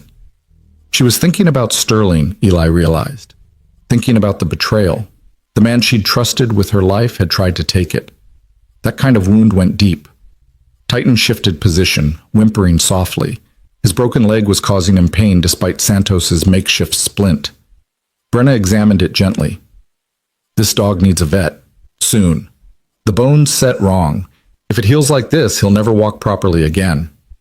He'll hold out, Mara said quietly. Titan's the toughest dog I've ever known. He's survived worse than a broken leg. What's his story? Eli asked. Mara's face softened. I got him 3 years ago. Fresh out of K9 training. Best tracking dog in the program. He saved my life more times than I can count. Tracked down escaped prisoners. Found missing children. Sniffed out drugs and weapons that would have hurt a lot of people. She scratched behind his ears. Tonight he saved my life again. Fought off 3 men twice his size. Broke his leg protecting me. And he's still here, still loyal, still ready to fight if I need him. Dogs like that are rare, Brenna said. The kind that won't quit even when they should. Sounds like someone else I know, Santos said, looking at Mara. She smiled faintly. We're a good team, always have been. An hour passed. Eli stood watch while the others rested, his ears tuned to every sound. Outside, the storm continued its assault on the mountain, but underneath the wind, he thought he heard other sounds, voices, engines. The hunters were still out there, still searching. Finally, he moved to the group. Time to move. They're getting close. They gathered their gear with practiced efficiency. Brenna led them deeper into the cave system, past the main chamber and into a network of narrower tunnels. The passages twisted and turned, disorienting. Without Brenna's knowledge of the layout, they would have been lost in minutes. After 10 minutes of careful navigation, they reached another chamber, smaller than the first. Brenna pointed to a passage on the far side. That leads to another exit. Comes out about half a mile from where we entered. If they find the main entrance, they won't know about this one. Unless they bring dogs, Santos said. Even with dogs, these tunnels are a maze. We'll have a head start. They moved toward the second exit. As they walked, Eli noticed something, scratches on the walls, recent scratches, and boot prints in the thin layer of dust. Multiple sets. Brenna, he said quietly, I thought you said no one else knew about these caves. She looked at the marks, her face going pale. They didn't. These are new. Which means the Vipers have been using them too. Mara examined the scratches, probably as a waypoint or a cache site. Or, Brenna said slowly, as a holding area for the people they're trafficking. The cave suddenly felt darker, more oppressive. How many victims had been dragged through these passages? How many had left alive? They reached the second exit, another narrow gap partially hidden by fallen rocks. Brenna pushed through first, checking the outside. Clear. One by one, they emerged into the storm. The wind hit them like a physical force. Dawn was approaching now, the sky lightening to a dull gray behind the clouds. Visibility was marginally better, maybe 20 feet. And in that gray light, Eli saw them. 4 figures. Standing in the tree line, weapons raised, they'd been waiting at the second exit. Ambush! Eli shoved Mara back toward the cave entrance even as gunfire erupted, but there was nowhere to go. The cave behind them, armed men in front. They were trapped. Santos returned fire, his Glock barking. One of the figures went down, the other scattered, taking cover behind trees. More gunfire echoed through the forest. Bullets sparked off rocks near the cave entrance. Brenna had the Winchester up, working the lever action, putting rounds down range with impressive accuracy. Another figure dropped, but more were coming. Eli could see them through the trees, Sterling's main force converging on the sound of gunfire. Back in the cave, Eli shouted. Move! They retreated into the narrow passage. Eli and Brenna provided covering fire, while Mara and Santos pulled back. Titan was barking, that fierce guard dog sound. The passage would be defensible. The narrow opening created a fatal funnel that any attacker would have to breach single file. But it was also a trap. With only one exit, Sterling could simply wait them out. Or worse, collapse the entrance and bury them alive. They fell back to the small chamber. Eli was calculating ammunition, maybe 30 rounds total across all their weapons, against 15 men. The math was impossible. There has to be another way out, Santos said, desperation creeping into his voice. Brenna shook her head. The rest of the system is collapsed. Dead ends and unstable passages. We'd get lost or buried. Then we make a stand here. Mara's voice was resolved. We've got a choke point, limited approaches. We can hold them off. For how long? Santos asked. As long as we have to. She checked her pistol. Corbin's coming. We just have to survive until he gets here. Eli moved to the entrance passage, peering toward the outside. He could see shadows moving. Sterling's men, organizing for an assault. They weren't rushing in. They were being smart, setting up fields of fire, preparing to overwhelm with superior numbers. Then Sterling's voice echoed into the cave, amplified by the stone walls. Detective Vance, this ends one of 2 ways. You come out peacefully, or we come in and drag your body out. Your choice. Mara moved beside Eli, cupping her hands around her mouth. Well, there's a third option, Marcus. Federal agents are already on their way. My brother knows everything. DEA, FBI, they're all coming. You're finished. Your brother, Sterling laughed, the sound harsh and echoing. You really think Corbin doesn't know what's going on? You think he's clean? Mara, you're so naive. The corruption goes higher than you can imagine. Federal, state, local, we're all connected. We're all getting paid. Your brother will show up, pretend to investigate, and then all evidence will disappear, just like it always does. You're lying. Am I? Ask yourself why I was so confident using your brother as your handler. Ask yourself why he never questioned my reports, why he never dug deeper when things went wrong. Because he's part of it, Mara. He's been part of it from the beginning. Mara's face went white. No, Corbin would never... Wouldn't he? For the right price? For enough money to retire in luxury? Sterling's voice was mocking now. You trusted me. You trusted him. And we both betrayed you. You're all alone, detective. No backup coming. No rescue. Just you and your new friends dying in a cave while the world moves on without you. For a moment, doubt flickered across Mara's face. Then her jaw set. Even if that were true, I'd rather die fighting than live as your accomplice. So be it. The assault came fast. Flashbangs arced into the passage, exploding with concussive force. Eli and Brenna ducked back, temporarily blind and deaf. Then Sterling's men rushed the entrance. Eli fired blind, the AR-15 barking in his hands. He heard screams, bodies falling, but they kept coming. He emptied his magazine, dropped it, reached for another, and realized he was out. He transitioned to his pistol just as a figure appeared in the passage. Eli put 2 rounds center mass. The man dropped. Another came behind him. Eli fired again. Click. Empty. The man raised his rifle. Eli was out of ammunition, out of options. Then Titan launched himself forward with a roar of pure rage, broken leg and all. The dog hit the man like a missile, jaws clamping on his gun arm. The rifle fired wildly. The man screamed and went down under 80 pounds of fury and teeth. Brenna stepped over them both and fired the Winchester point blank into the passage. The lever action worked smooth and fast. She was a machine, working the rifle, dropping targets, her face set in grim determination.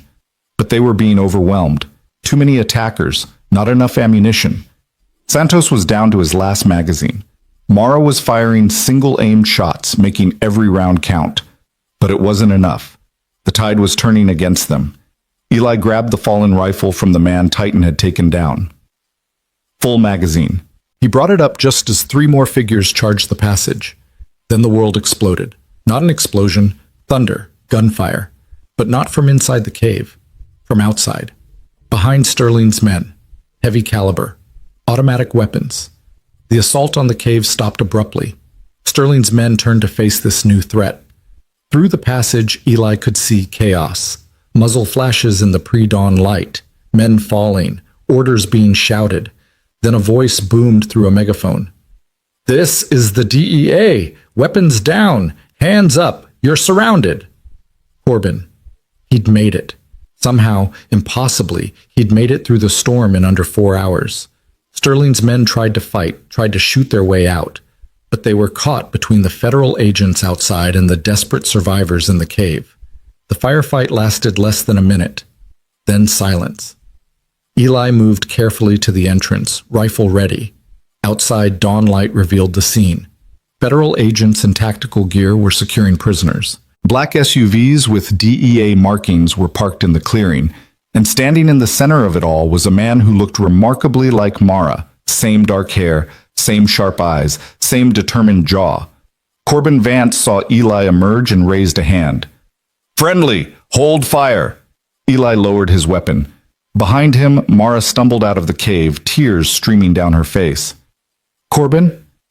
Her brother was there in 3 strides, catching her as her legs gave out, holding her as she sobbed against his chest.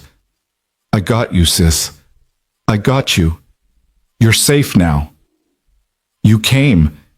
He said, "Sterling said you were dirty, said..." "Sterling's a liar." Corbin's voice was fierce. "I've been investigating him for 6 months, ever since you first mentioned suspicions. I've been building a parallel case, gathering evidence, waiting for the right moment to move. When you called tonight, I knew it was time." He pulled back, looking at her. "You did it, Mara. You broke it open. Without your testimony, we'd never have enough to make charges stick." Santos and Brenna emerged from the cave, supporting each other. Titan limped out last, victorious despite his injury. Federal agents moved forward with first aid kits, blankets, water. Corbin looked at Eli. "You must be the civilian who's been keeping my sister alive." Eli Mercer. Corbin Vance. "Thank you. For everything." He extended his hand. Eli shook it. "Just did what needed doing." "You did a hell of a lot more than that." Corbin gestured at the scene. "We've got 11 prisoners, multiple weapons charges, attempted murder of federal witnesses, and thanks to Mara's testimony, enough evidence to roll up the entire Mountain Vipers network." He paused. "Sterling tried to run when we showed up. Didn't get far. He's in custody now, singing like a canary, naming names, giving up the whole operation in exchange for a deal." "There are others," Mara said. "In the department, in the county government. He had help." And we'll find them. Every single one. Corbin's face was hard. This is just the beginning, sis. Before we're done, Silver Ridge County is going to be cleaned out from top to bottom. Paramedics arrived with stretchers. Mara refused hers, insisting on walking to the ambulance under her own power. Titan got his own medical team, a veterinary unit that immediately started treating his broken leg with professional care. Eli found himself sitting on the bumper of an ambulance, wrapped in a thermal blanket, watching the sun finally break through the clouds. The storm was passing. A new day was beginning. Around him, federal agents worked the scene with methodical efficiency. Justice in action. Brenna sat down beside him. Hell of a night. Yeah. You're not just some random civilian, are you? Eli smiled faintly. Used to be military. Thought I left that life behind. Did you? He thought about the question, about the violence tonight, the tactical decisions, the easy way he'd slip back into combat mode. Maybe you never really leave it behind. Maybe it's always there, waiting. And when the moment comes, you remember who you were, who you still are underneath the civilian clothes. That's a dark thought. It's the truth. He looked at her. What about you? You did good work tonight. Saved a lot of lives. I'm just a ranger. This was way outside my job description. You were a soldier when it counted. That's what matters. She was quiet for a moment. Then, what happens now, for you? I go home, rebuild my cabin, hug my son, try again to find that peace. He stood, letting the blanket fall away. And this time, maybe I'll actually succeed. Mara approached, moving slowly but steady. Her color was better, her eyes were clear. Eli, I don't know how to thank you. You don't have to. Yes, I do. You saved my life multiple times. You fought for me when you had every reason to run. Her voice broke. You're a hero. I'm just a guy who couldn't walk away from someone in trouble. That's the definition of a hero. She stepped closer. When this is all over, when the trials are done and the county is cleaned up, I want to buy you dinner. I want to hear your story, the real one. Who you were, why you came here, what you're running from. I'm not running from anything. Aren't you? She smiled gently. It's okay. We all run from something, but tonight you stopped running. You stood and fought, and you won. She touched his arm briefly. Thank you, Eli Mercer, for everything. Then she walked away back to her brother, back to the federal agents who needed her testimony. Eli watched her go, feeling something he hadn't felt in a long time. Purpose. Connection. The sense that maybe, just maybe, he'd found where he belonged. Santos appeared at his elbow. Hey, the DEA wants statements from all of us. Gonna be a long debrief. I figured.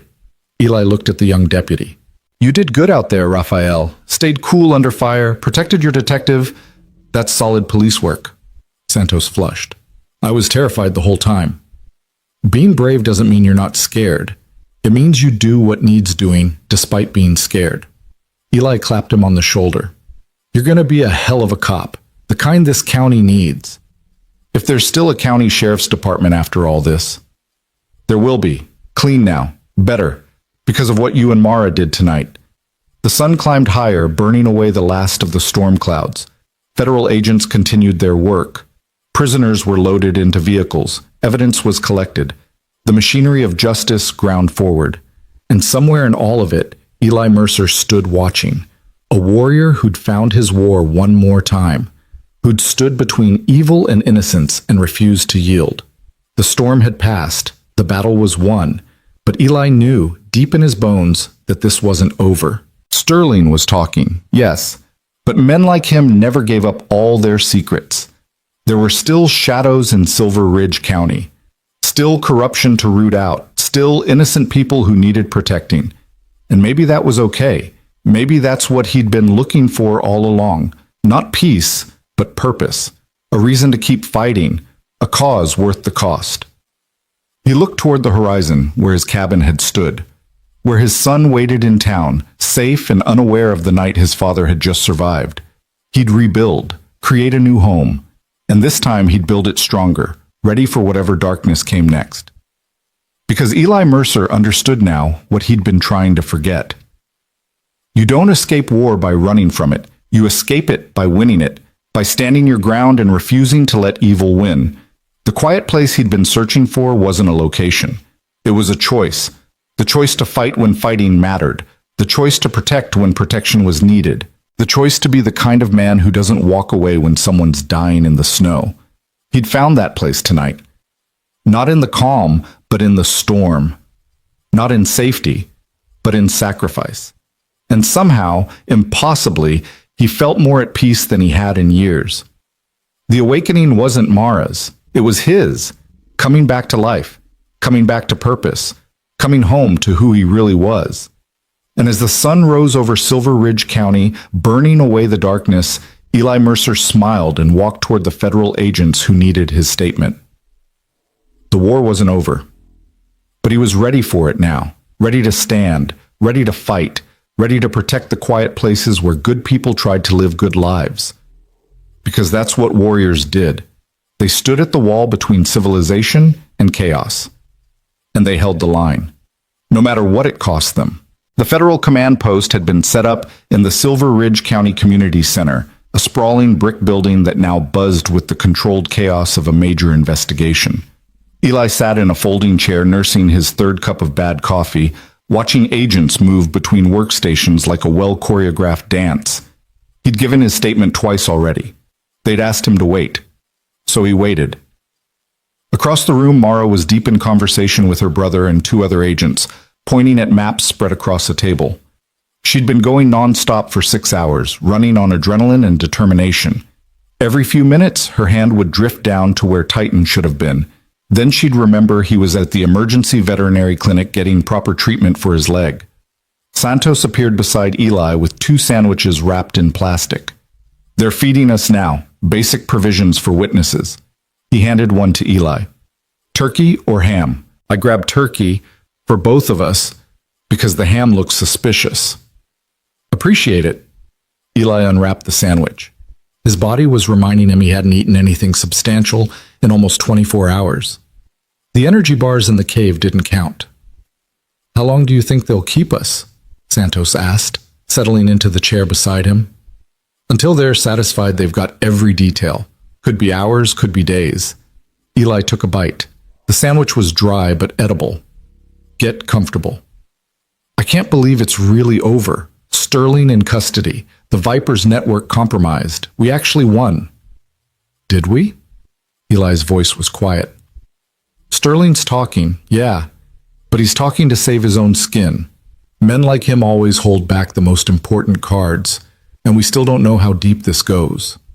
Santos frowned. "You think there are more dirty cops?" "I think corruption doesn't exist in isolation. Sterling had help, resources, protection. That takes infrastructure." Eli watched Mara across the room. She was animated now, insistent about something. Her brother was shaking his head. "And I think we're about to find out just how much we don't know." As if summoning trouble with his words, raised voices erupted from the conference area. Mara's voice cut through the noise. "That's insane.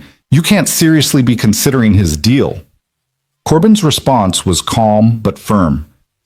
"It's not my call, Mara. The U.S. Attorney wants results. Sterling's offering to give us the entire network in exchange for witness protection and reduced charges." "He tried to kill me. He's responsible for trafficking dozens of people. And you want to give him a deal?" "I want to take down everyone involved. If Sterling can give us that, then yes, we consider the deal." Corbin gestured at the maps. "He's already given us 3 safe houses, 2 distribution centers, and names of 17 people in his network. That's more than we've gotten in 2 years of investigation. It's not enough. He needs to pay for what he's done. And he will. Just not as much as you want him to." Corbin's voice softened. "I know this isn't what you want to hear, but we have to think bigger picture. Sterling is a mid-level player. The people above him are the real targets." Mara's hands clenched into fists. "There's someone above Sterling?" "He claims there is. Someone he calls Kane. No last name, no identification, just a code name. According to Sterling, Kane runs the entire Mountain Vipers operation, controls the trafficking routes, the distribution networks, the protection racket. Sterling says he's never met Kane face to face. Everything was done through intermediaries." "That's convenient. He can claim this Kane person exists and there's no way to verify it. Which is why we need more information. Corbin tapped the map. Sterling says Kane is planning something big, a major shipment coming through in the next 72 hours. Weapons, drugs, and a transport of people. If we can intercept it, we can trace it back to Kane. But Sterling won't give us the details unless his deal is guaranteed. Mara turned away, frustration written across her face. Her eyes found Eli across the room. For a moment, their gazes locked. He saw the anger there, the sense of injustice. He understood it completely. In war, the enemy didn't get deals, they got bullets. But this wasn't war. This was the legal system, with all its compromises and calculated trades. She walked over to him, Santos discreetly standing to give them space. She dropped into the vacated chair with an exhausted sigh. They're going to let him walk. Not walk, just not fall as hard as he should. Same thing. No, Eli said quietly.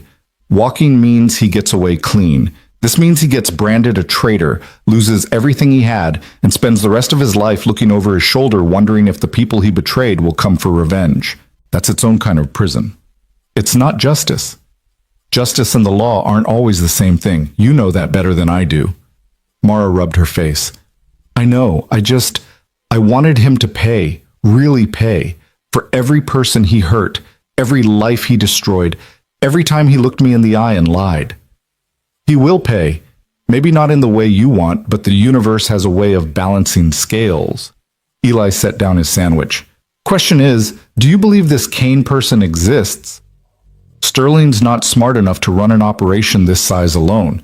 So yeah, I believe someone's above him. Whether it's this mysterious Kane or someone else, there's a bigger fish out there. She looked at Eli. They want me back on the case, active duty, working with the DEA to take down whoever's at the top. What do you want? I want to finish this. I've spent 8 months of my life on this investigation. I've been beaten, left for dead, hunted through a blizzard. I'm not walking away now. Her jaw set. But they want me to do it by the book, following Sterling's leads, playing their game. And you want to do it differently. I want to go after them the way they came after me. Hard, fast, no mercy. Eli studied her, the exhaustion in her eyes, the determination, the rage barely held in check. He recognized it. He'd worn that same expression in the mirror after watching his team get ambushed in Fallujah by people they'd trusted. That path doesn't lead anywhere good, says the man who fought off 15 armed men by himself and burned down his own home. I did what I had to do to protect people. That's different than hunting someone out of revenge. Is it? Yeah, because protection is about saving lives. Revenge is about taking them. One keeps you human, the other turns you into the thing you're fighting. He met her eyes. You're a good cop, Mara. Don't let Sterling turn you into something else. She was quiet for a long moment. Then, how do you do it? Come back from that edge? You were military? You've killed people. How do you live with it? By remembering why I did it. And by choosing very carefully when to pull that trigger. Eli leaned back. Every life I took, I can justify. Can explain. Can trace back to a moment where it was them or someone innocent. But the weight's still there. Always will be. You learn to carry it or it crushes you. I don't want to carry that weight. Then don't pick it up. Work within the system. Let your brother's team do their job. Be the detective who builds cases, not the executioner who delivers sentences. Mara nodded slowly. You're right. I know you're right. It's just hard to think clearly when I'm this tired and this angry. Then rest. Let the feds do their thing for a few hours. You've earned it. Before she could respond, Brenna Locke entered the command post, and the energy in the room shifted immediately. The ranger looked grim, carrying a tablet and a manila folder. She made a straight line for Corbin's conference table. We've got a problem. Corbin looked up. What kind of problem? The kind where Sterling might be playing you. Brenna set the tablet on the table, pulling up satellite imagery. I've been coordinating with Forest Service to map out the areas Sterling identified as Viper safe houses. 3 of them check out. Active sites, recent vehicle traffic, thermal signatures consistent with occupancy. That's good news. Except the 4th location doesn't exist. Brenna zoomed in on a section of forest. Sterling said there's a staging facility here, coordinates he provided. But according to our satellite data and ground surveys, there's nothing there. Just old growth forest, no structures, no roads, no sign of human activity in years. Mara had moved closer, listening. He gave you a false location? Either that or he's confused about coordinates. But Sterling was specific, very specific, which makes me think this is deliberate. Brenna pulled up another image. What's more interesting is what's 5 miles east of his fake location. The Silver Point Mine, the actual trafficking site that Detective Vance discovered during her undercover work. Corbin's eyes narrowed. Why would he give us a fake location near the real one? Because he's leading you away from something. Eli had joined the group, his tactical mind already working through the implications. Or leading you into something. If you raid the fake location and find nothing, you waste time and resources. Meanwhile, whatever's happening at the real mine continues uninterrupted. Or, Brenna said, he's setting up an ambush. He tells you there's a facility at the fake location. You send in a raid team. They get hit by vipers waiting in the forest. Multiple federal casualties. The investigation gets bogged down in bureaucracy and recriminations. Corbin pulled out his phone. I need to alert the tactical team. If Sterling's playing us... Wait! Mara held up a hand. If Sterling knows we're onto his fake location, he'll adjust. Give us another story, another delay. We need proof he's lying before we confront him. What kind of proof? The kind we get by going to the Silver Point Mine. Right now. Before he knows we suspect anything. Mara looked at her brother. If there's activity there, if they're preparing for this big shipment he mentioned, we'll see it, and we'll know Sterling's trying to protect it by sending us in the wrong direction. That's too dangerous. If the Vipers are at the mine in force, then we don't engage. We just observe. Get eyes on the target. Confirm what's happening. Mara's voice was insistent. I've been inside that mine. I know the layout, the approaches, where they keep their supplies and where they keep their prisoners. I can get us close without being detected. Santos stepped forward. I'll go with her. Absolutely not, Corbin said. You're witnesses, not field agents. I can't authorize civilians to... But we're not asking for authorization, Mara interrupted. This is my case, my investigation. I've earned the right to see it through. By almost getting killed? By dragging civilians into a war zone? Corbin gestured at Eli. This man lost his home protecting you. Deputy Santos nearly died in that cave. Ranger Locke put her career on the line. And you want to risk their lives again? I want to finish what I started. Mara's voice was steel. And they've all volunteered. We're going, with or without DEA support. The room went quiet. Federal agents pretended to work at their stations, not so subtly listening to the argument. Eli recognized the moment, the fork in the road, the decision that would define everything that came after. Corbin stared at his sister, frustration and concern warring on his face. Finally, he sighed. If I say no, you'll go anyway. Oh, you know me well. Fine, but you take a full tactical team. Body armor, communication equipment, air support on standby. And at the first sign of trouble, you pull back. No heroics, no cowboy moves. Understand? Understood. I mean it, Mara. You've been through hell. You're exhausted, angry, and looking for a fight. That's when people make mistakes. When good cops become dead cops. His voice softened. I can't lose you. Mom and Dad are gone. You're all I have left. Mara's expression softened. You won't lose me. I promise. 2 hours later, Eli found himself in the back of a DEA tactical van, once again checking weapons he'd hoped never to touch again. They'd given him a loaner AR-15, tactical vest, communications headset. He declined the DEA windbreaker. If shooting started, he didn't want to be mistaken for a federal agent. Easier to move as a civilian contractor, less paperwork if he had to bend rules. Santos sat across from him, looking nervous but determined in his borrowed tactical gear. Brenna was beside him, her ranger uniform supplemented with a ballistic vest and better weapons than Forest Service normally issued. Mara was up front with the tactical team leader, reviewing maps and approach vectors. The van was one of 4 vehicles in the convoy, 2 tactical teams, total of 16 agents, plus the 4 civilians who'd somehow gotten themselves deputized for this operation. Corbin had stayed behind to interrogate Sterling further, to see if he'd slip up now that they knew he was lying, but he'd assigned his best people to protect his sister. The drive to Silver Point Mine took 40 minutes, winding through mountain roads still slick with melting snow from the blizzard. The storm had passed completely now, leaving behind a crystalline landscape that would have been beautiful under different circumstances. But Eli saw it through tactical eyes. Open sightlines, limited cover, difficult terrain for both approach and escape. The convoy stopped a mile from the mine entrance, parking in a hidden logging road that Brenna had identified. The tactical team leader, a hard-faced woman named Agent Reeves, gathered everyone for final briefing. "We go in silent. Observation only. No engagement unless fired upon. Detective Vance leads us to a vantage point overlooking the mine. We assess, document, and extract. Mission time, 90 minutes maximum. Questions?" "What if we see prisoners?" Santos asked. "Do we just leave them there?" "If we confirm human trafficking in progress, we call it in and wait for reinforcements. We're not equipped for a hostage rescue operation." Reeves looked at each of them. "I know you all want to be heroes, but heroes who rush in without backup get people killed. We do this smart, or we don't do it at all. Clear?" A chorus of acknowledgments. They moved out in tactical formation, Mara on point with Reeves, the rest spread in a defensive perimeter.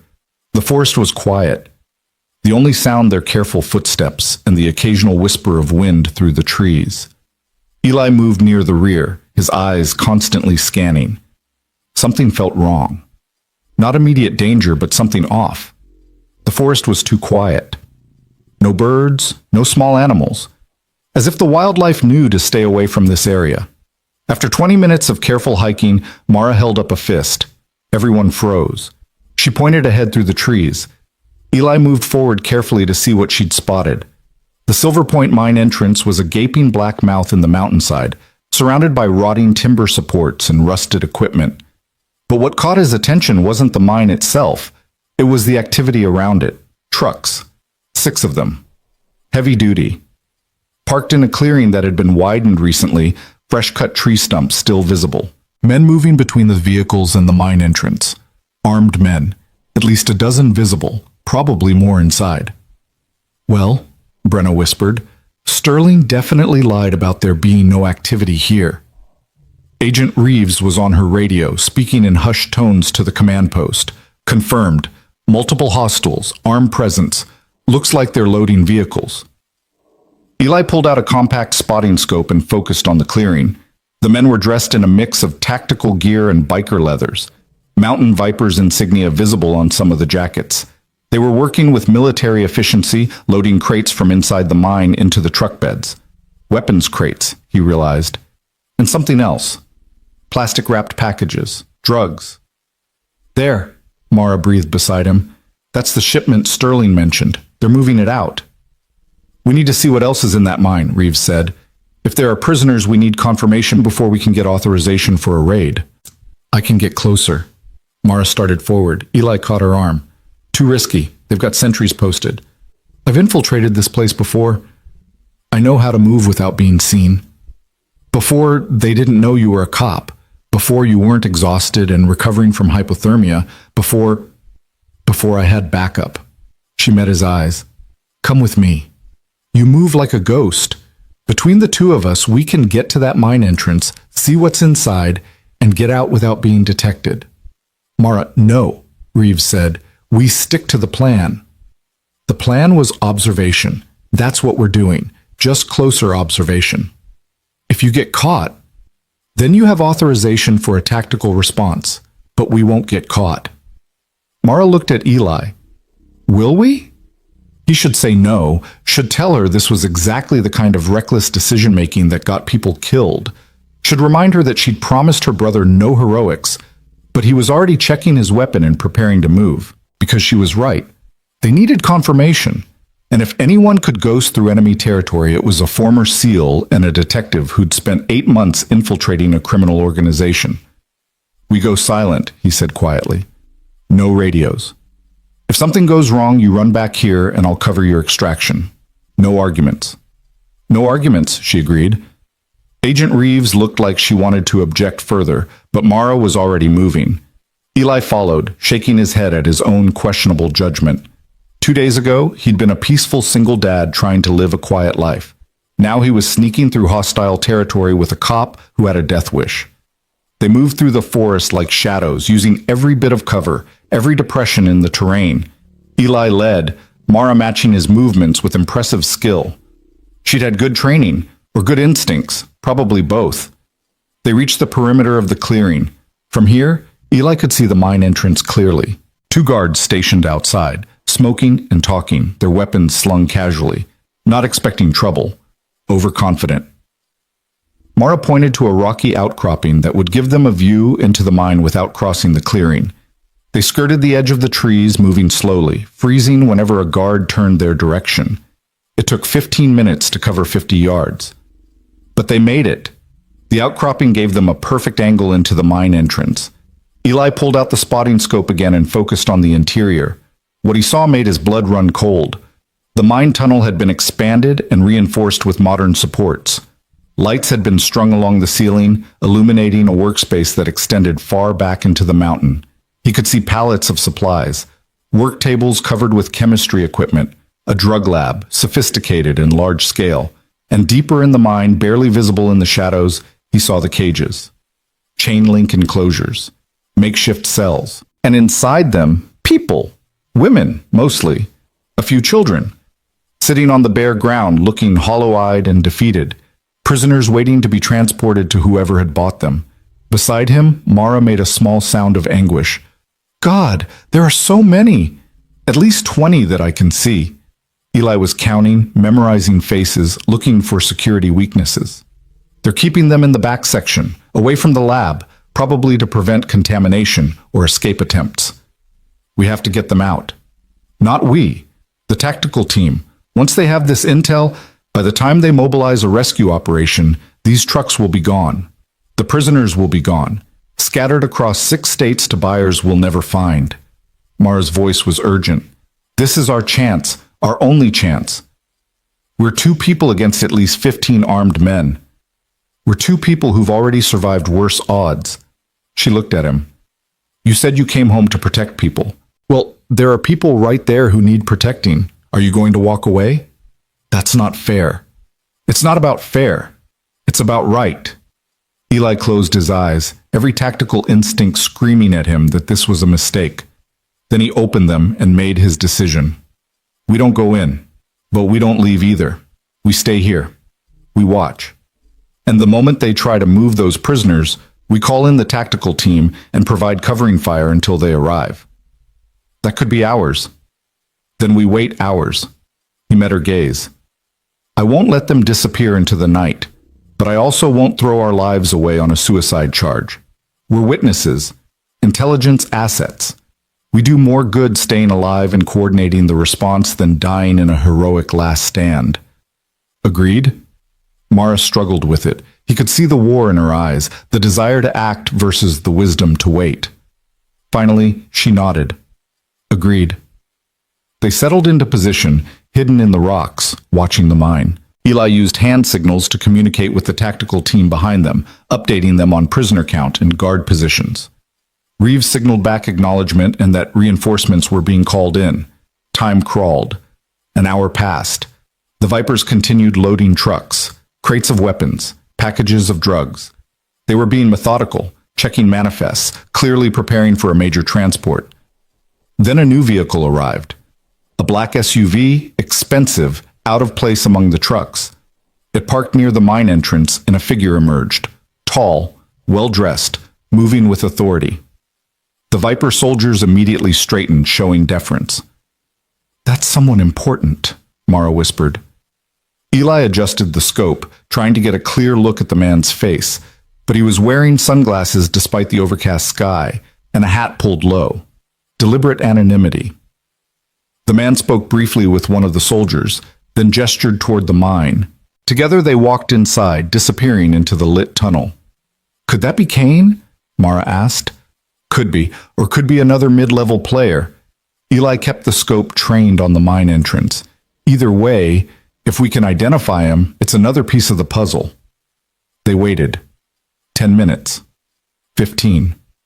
Then the man emerged from the mine, followed by 3 of the prisoners. Women, hands zip-tied, looking terrified.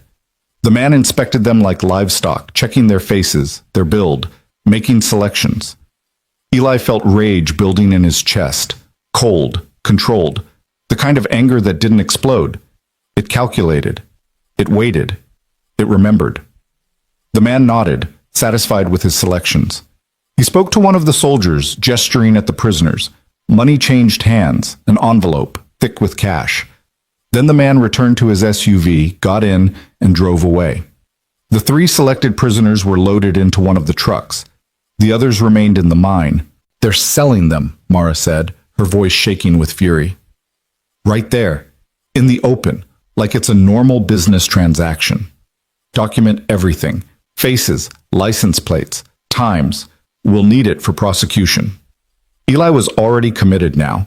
These people weren't just criminals, they were slavers. And slavers didn't deserve the mercy of due process. But he'd made a promise to Mara, to Corbin, to himself. Do this by the book. Let the system work, even when every fiber of his being wanted to go down there and end them. Another hour passed. The loading was nearly complete. 6 trucks, all filled with cargo. The prisoners remained in the mine, except for the 3 who'd been sold. It was getting dark now, shadows lengthening across the clearing. Then Eli's radio crackled to life. Agent Reeves! Her voice tight. All units be advised, we have incoming. Multiple vehicles approaching from the south access road. At least 4. Unknown if friendly or hostile.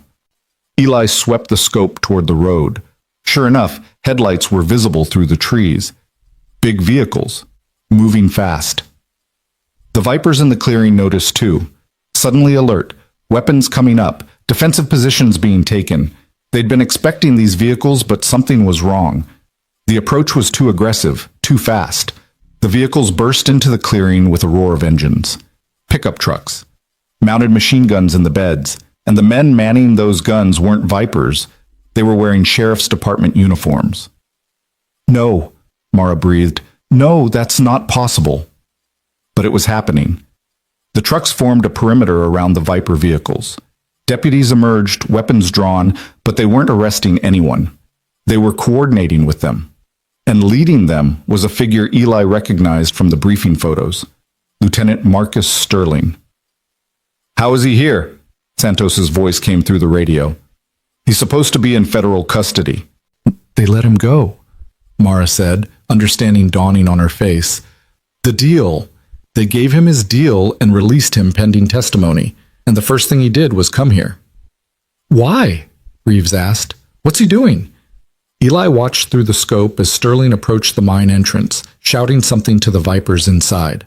Men emerged. Not prisoners. Soldiers. Heavily armed. The Vipers and the deputies were working together, checking the trucks, securing the perimeter. And then Sterling pulled out his radio and spoke into it. His words carried across the clearing in the quiet evening air. I know you're out there, Mara. I know you're watching. The feds have trackers on you. I've been following your signals since you left town. So here's how this plays out. You come down here, now, alone. Or I start executing prisoners, 1 every 5 minutes. Your choice. Mara's face went white. Sterling continued. And don't think about calling in your tactical team. I've got deputies positioned on every approach road.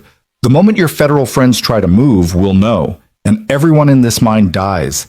So be a hero, detective. Walk down here and trade yourself for them. You've got 2 minutes to decide. The radio clicked off. Silence fell across the forest. Mara was already moving. Eli grabbed her arm. Don't. It's a trap. I know it's a trap. But he'll do it. He'll kill them. Her voice was desperate. I can't let innocent people die because of me. If you go down there, you die. And then he kills them anyway. That's how men like Sterling operate.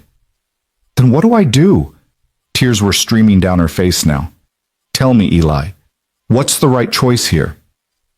He didn't have an answer because there was no right choice, only impossible ones. Sterling's voice boomed across the clearing again.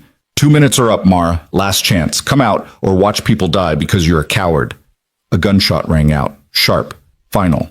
Then Sterling's voice again. That's one. Next one comes in 4 minutes.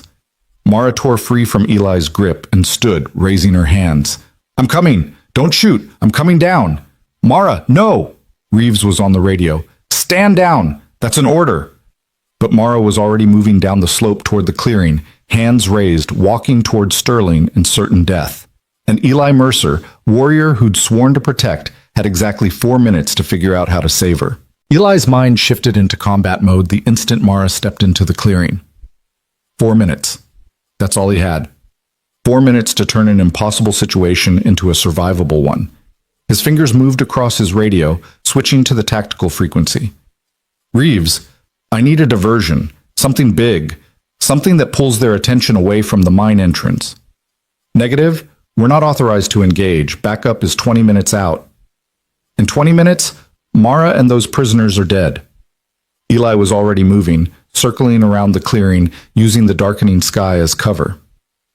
I'm going in, with or without support. Mercer, stand down. That's a direct order. I don't take orders from you. He clicked off the radio and kept moving. Santos's voice crackled in his ear on a different channel. Eli, wait. I'm coming with you.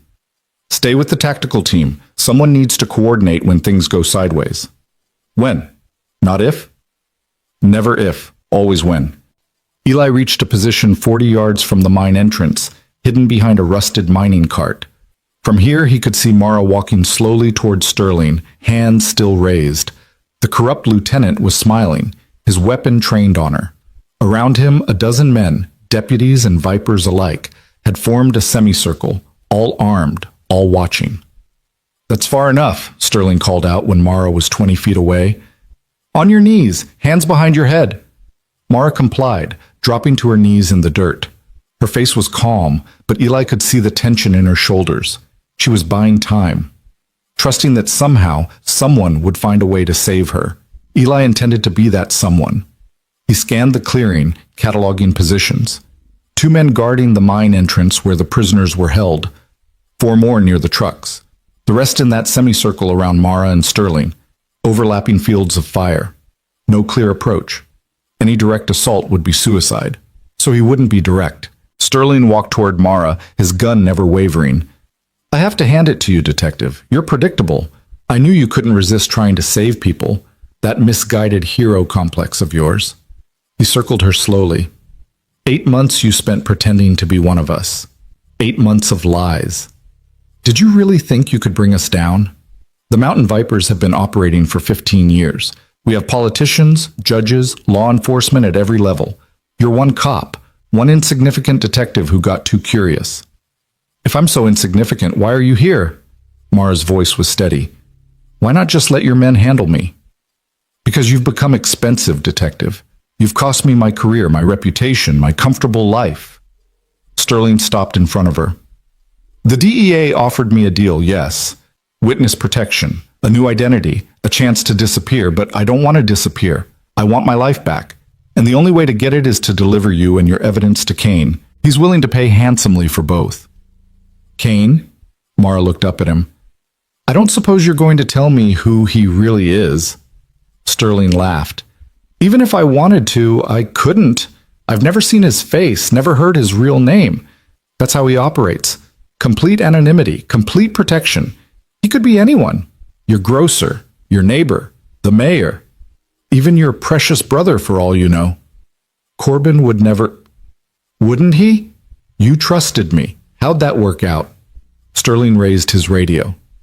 Kane, I have the package. Detective Vance is secured, awaiting your arrival. A voice crackled back, distorted through electronic modification. Status of her evidence? According to our source in the DEA, she transmitted everything to her brother, but we'll retrieve it, one way or another. And the civilian? The one who's been helping her? Sterling's eyes swept the forest. Still out there somewhere, but he won't interfere, not if he values her life. Eli's jaw tightened. They knew about him, which meant they'd been monitoring the entire operation from the beginning. Someone in the command post was feeding them information. The corruption ran deeper than any of them had realized. The radio crackled again. I'm 10 minutes out. Keep her alive. I want to ask her some questions personally. Understood. Sterling lowered the radio and smiled at Mara. You hear that? 10 more minutes of life.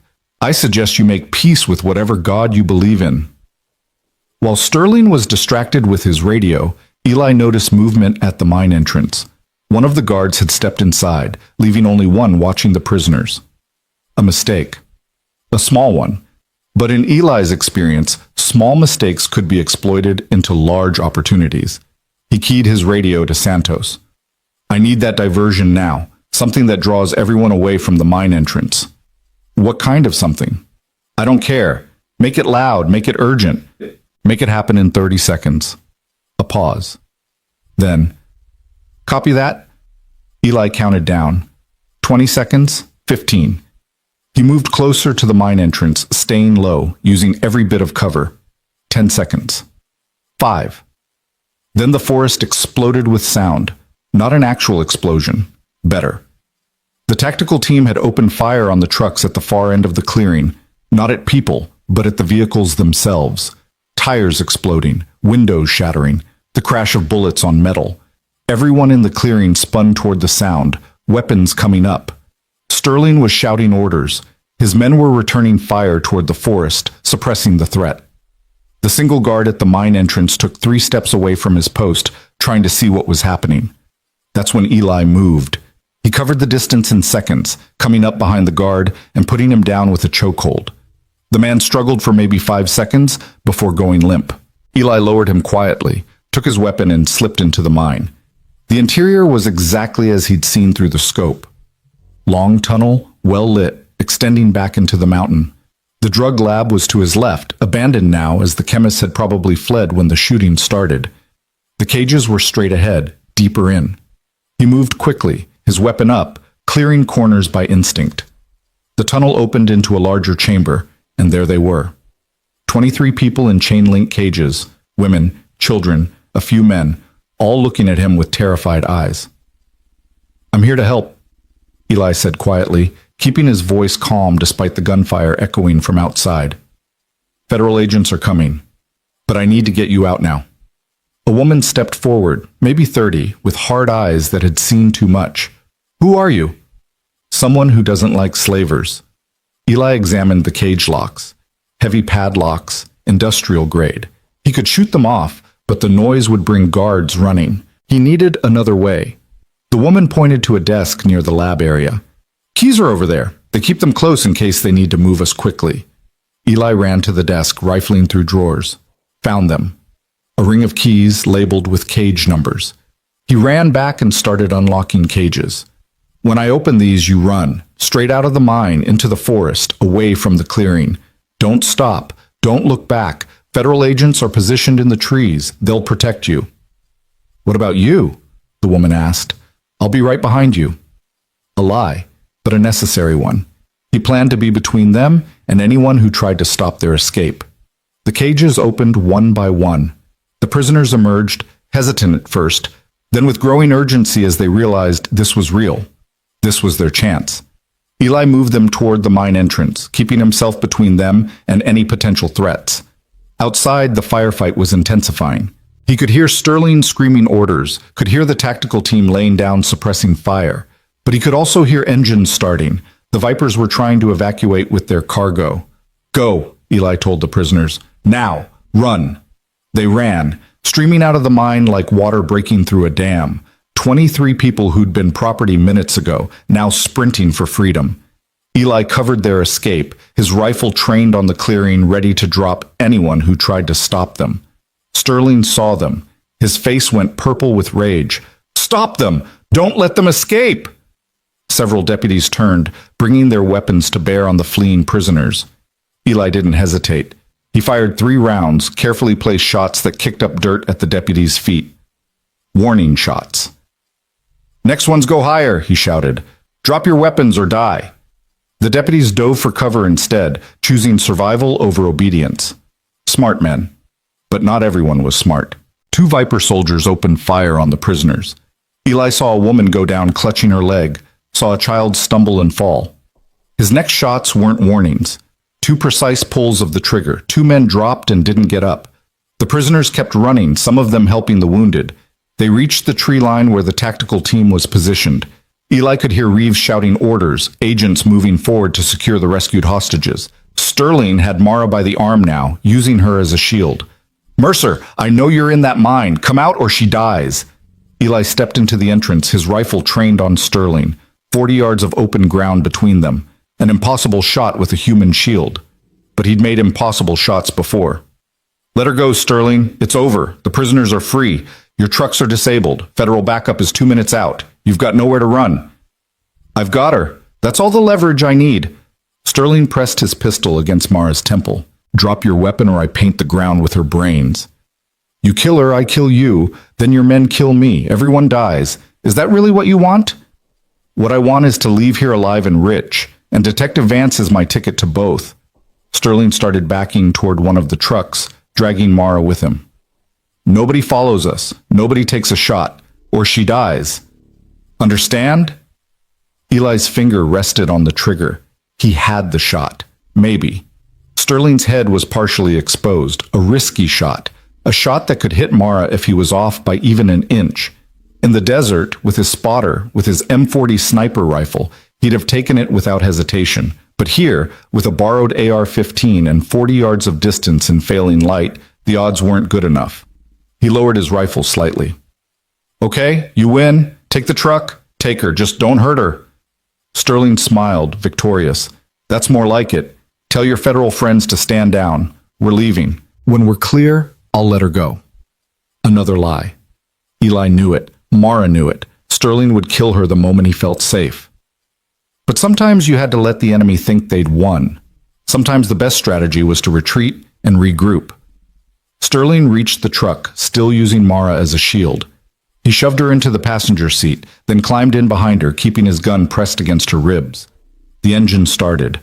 The truck began to move, backing out of the clearing. Eli watched them go, his mind already working through tracking strategies. The truck had to follow the access roads. There were only 2 routes out of this area.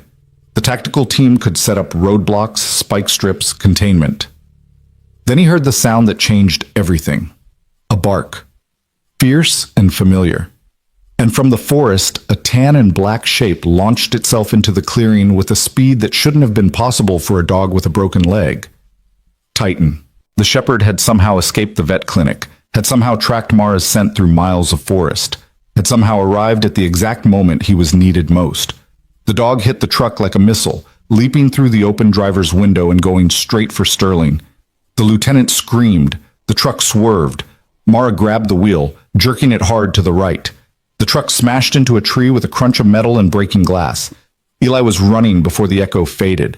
He covered the 40 yards in seconds, weapon up, ready to end this. Sterling kicked open the truck door and tumbled out, blood streaming from his face where Titan had torn into him. The dog was still attacking, relentless, all fury and loyalty. Mara climbed out the passenger side, dazed but moving. Sterling raised his pistol toward Titan. "Damn dog!" Eli's shot took him in the shoulder. Sterling spun and dropped, his weapon falling from nerveless fingers. He hit the ground hard, gasping. Eli was on him in 2 strides, kicking the pistol away, pressing his rifle barrel against Sterling's chest. "Don't move. Don't breathe. Don't give me a reason." Sterling looked up at him with eyes full of pain and fear. "You can't. I had a deal. Federal protection. You broke that deal the moment you came here." Eli's voice was cold. "You threatened innocent people. You tried to kill a federal witness. You're going away forever, and this time nobody's going to protect you." Mara appeared beside him, Titan limping at her side. She looked down at Sterling with contempt. "It's over, Marcus.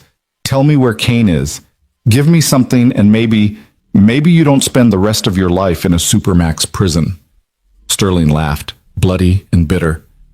"You still don't get it. Kane's already here. He's been here the whole time." "What are you talking about?" "Look around, detective. All these men, all these soldiers. Kane doesn't need to show his face because he has us. We're his hands, his eyes, his weapons." Sterling coughed. "You can arrest me. You can arrest everyone here, but Kane will just recruit new people. The operation will continue. It always continues." "Not this time." A new voice, familiar, cut through the clearing. Eli turned to see Corbin Vance emerging from the forest, flanked by a full tactical team. But something was wrong. Corbin's weapon wasn't holstered, it was drawn. And it wasn't pointed at Sterling, it was pointed at Mara. Corbin? Mara's voice was confused. What are you... I'm sorry, sis. Corbin's face was expressionless. I really am. But Sterling was right. The corruption goes all the way up, including me. The world seemed to stop. Eli's rifle started to come up, but 3 red laser dots appeared on his chest. Snipers. Corbin had brought his own men, not to rescue, but to contain. Mara was shaking her head. No, this isn't real. You're my brother. You've been helping me. You sent the tactical team. I sent the team I control. The team that answers to me. Corbin stepped closer.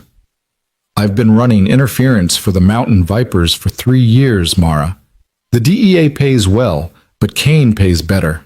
Much better. You're Kane. The words came from Eli, certainty clicking into place. Sterling never met Kane because Kane never needed to meet him. You controlled everything through intermediaries, kept yourself completely clean. Corbin smiled. Very good, Mr. Mercer. Yes, I'm Kane. I built this network from the ground up.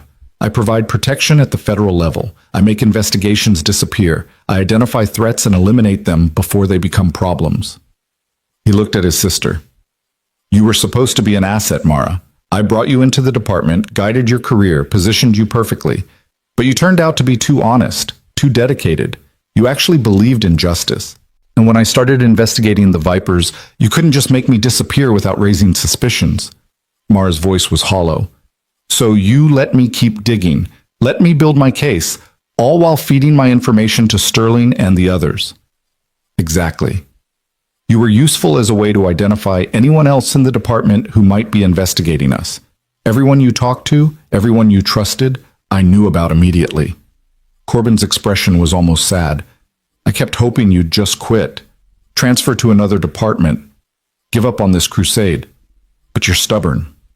Just like Dad. Don't you dare mention him. He was a good cop, a real cop. He was a fool who died poor, killed in the line of duty for a city that didn't care. I learned from his mistake. I decided to actually benefit from my service instead of just collecting a pension and a flag on my coffin. Mara lunged at him. Eli caught her, holding her back as she screamed, You betrayed everything! Everyone! How many people died because of you? How many were sold into slavery? How many lives were destroyed? Thousands, probably. Corbin said it without emotion. But they would have been destroyed anyway. At least this way I profit from their misery. That's how the world actually works, Mara. The strong exploit the weak. The smart exploit everyone. I chose to be smart. Eli's mind was racing, looking for an angle, any advantage. The sniper dots were still on his chest. Corbin's men had them surrounded. The tactical team that had come with them from the command post was nowhere to be seen, either eliminated or contained. They were alone. So what now? Eli asked, his voice calm despite the adrenaline. You kill us both? Blame it on the Vipers? Create some narrative about how we got caught in the crossfire? Something like that. Corbin raised his pistol, aiming at Mara's head. You've been a good sister. I'll make it quick and painless. That's more mercy than you've shown me with this investigation. Wait. Mara held up a hand, tears streaming down her face. Before you do this, just tell me one thing. Did you ever care? Was any of it real? Or was I just a tool from the beginning? Corbin hesitated. For just a moment, something flickered in his eyes. Regret, maybe. Or memory of who he used to be before the corruption consumed him. I did care. I still do. That's why I tried so hard to keep you out of this. But you forced my hand. You wouldn't quit, wouldn't look the other way. And now... He steadied his aim. Now you know too much. In that microsecond before Corbin pulled the trigger, 3 things happened simultaneously. Titan, who'd been lying quietly at Mara's feet, launched himself at Corbin with a roar of protective fury. The broken leg didn't slow him. If anything, it made him more ferocious, as if the dog knew this was his final fight and he'd give everything to protect his handler. Santos, who'd been circling through the forest unnoticed during the conversation, fired his Glock from cover. 3 shots, rapid fire, not at Corbin, but at the nearest sniper position. One of the red laser dots on Eli's chest vanished, and Eli, who'd been waiting for exactly this kind of chaos, dropped low and swept Mara's legs out from under her, pulling her down and behind him as he brought his rifle up and fired. The clearing exploded into violence. Eli's first shot took out the second sniper. His second caught one of Corbin's tactical team in the vest, doubling him over. Then he was moving, dragging Mara toward cover as bullets chewed up the ground where they'd been standing. Titan had Corbin by the arm, shaking like the dog was trying to tear it off. Corbin screamed and tried to bring his pistol around, but the shepherd wouldn't let go. The two of them went down in a tangle of limbs and fury. Santos was providing covering fire, his Glock barking steadily. 2 more of Corbin's men went down, but there were too many. At least 10 still standing, all trained operators, all opening fire. Eli reached the overturned mining cart and pulled Mara behind it. Bullets sparked off metal. "Stay down. No matter what happens, stay down. I can fight." "I know you can, but I need you alive to testify. You're the only one who can prove all of this." He checked his rifle. Half a magazine left. Not enough. Never enough. "Promise me. Stay alive. Tell the story." Before she could answer, he was moving again, rolling left, coming up behind a stack of old timbers, firing twice. One of Corbin's men dropped. The others scattered, taking cover. This wasn't a rescue anymore. This was survival. And Eli had gotten very good at survival over 8 years in war zones. He heard Santos's Glock run dry, heard the young deputy curse and scramble for cover, saw 2 of Corbin's men moving to flank his position. Eli put them both down with careful shots. 5 rounds left. Then he heard the sound of rotor blades. Helicopters. Multiple. Coming in fast. For a moment he thought it was reinforcements for Corbin, but then he saw the markings. FBI. The real federal response finally arriving. Someone at the command post must have figured out Corbin was dirty and called in outside agencies. Corbin heard them too. His face went from confident to desperate in seconds. "Fall back! Everyone to the trucks! Move!" His remaining men started retreating, but Titan still had Corbin's arm. The dog wouldn't let go, wouldn't give up, even as Corbin beat at him with his free hand. Eli stood and walked toward them. His rifle was trained on Corbin's head. "Call off your men. Surrender, or I end this right now." Corbin looked at him with pure hatred. "You're just a civilian, a burned-out veteran playing hero. You don't have the authority." "I don't need authority. I just need a trigger finger." Eli's voice was ice. "You've got 3 seconds to make a decision." The helicopters were overhead now, spotlights illuminating the clearing. Loudspeakers boomed. "FBI! Everyone on the ground! Weapons down! This is your only warning!" Corbin's men were surrendering, dropping their weapons, putting their hands up. The fight was over. They all knew it. Except Corbin. He still had his pistol in his free hand. Still had fight left in him. He brought the gun up, not toward Eli, but toward Mara. One last act of spite. One last way to win by taking his sister with him. 3 shots rang out, so close together they sounded like one. The first came from Eli's rifle. Center mass. Corbin's vest stopped it, but the impact knocked him backward. The second came from Santos, who'd reloaded and found a clear angle. It caught Corbin in the thigh, spinning him. The third came from the forest, from Agent Reeves, who'd worked her way around the perimeter with what remained of the legitimate tactical team. Her shot was the one that mattered. It took Corbin in the shoulder, shattering bone, his pistol falling from nerveless fingers. Corbin went down hard. Titan released him finally, limping back to Mara, his job done. The dog collapsed at her feet, exhausted, bleeding, but alive. FBI agents swarmed the clearing, securing prisoners, calling for medics. Eli lowered his rifle slowly, the adrenaline starting to fade, leaving behind bone-deep exhaustion. Mara ran to her brother where he lay bleeding in the dirt. She knelt beside him, her face a mask of anguish. "Why? Why did you do this?" Corbin looked up at her, his face pale with blood loss. "Money, power, the things that actually matter in this world." He coughed. "You'll understand someday. When you're older. When you've seen enough good people die poor and bad people live rich." "I'll never understand." Mara's voice was breaking. "You were my hero, my protector. Everything I wanted to be, and you were a lie. All of it was a lie." "Not all of it." Corbin's hand reached up, touching her face. "I did love you. That part was real. I just loved money more. Then his hand fell, consciousness fading. The medics pushed Mara aside, working on him, stabilizing him for transport. He'd live, face justice, spend the rest of his life in prison thinking about the moment he chose corruption over honor. Eli found Santos leaning against a tree, nursing a graze wound on his arm. "You good?" "I've been shot at more in the last 48 hours than in my entire career." Santos managed a weak smile. "But yeah, I'm good. We won, right? The bad guys are down. The prisoners are free. We actually won." "We survived. That's close enough to winning." Eli looked around the clearing, at the wounded being treated, at the prisoners being led to safety, at Mara crying over a brother who'd betrayed her. "Though I'm not sure everyone feels like a winner tonight." Brenna appeared, leading a group of former prisoners toward the helicopters. She stopped beside Eli. "The FBI is taking over the entire investigation. Every case Sterling and Corbin touched for the last 5 years, it's going to take months to sort out. But it will get sorted. The corruption's exposed now. Can't hide anymore. Thanks to you. And Detective Vance. And everyone who refused to look the other way." Brenna extended her hand. "You're a good man, Eli Mercer. This county's lucky you decided to build your cabin here." "Had a cabin, past tense." But he shook her hand. "Guess I'll be rebuilding." "You'll have help. I guarantee half the county will volunteer once word gets out what you did." She looked toward Mara. "What about her? Think she'll be okay?"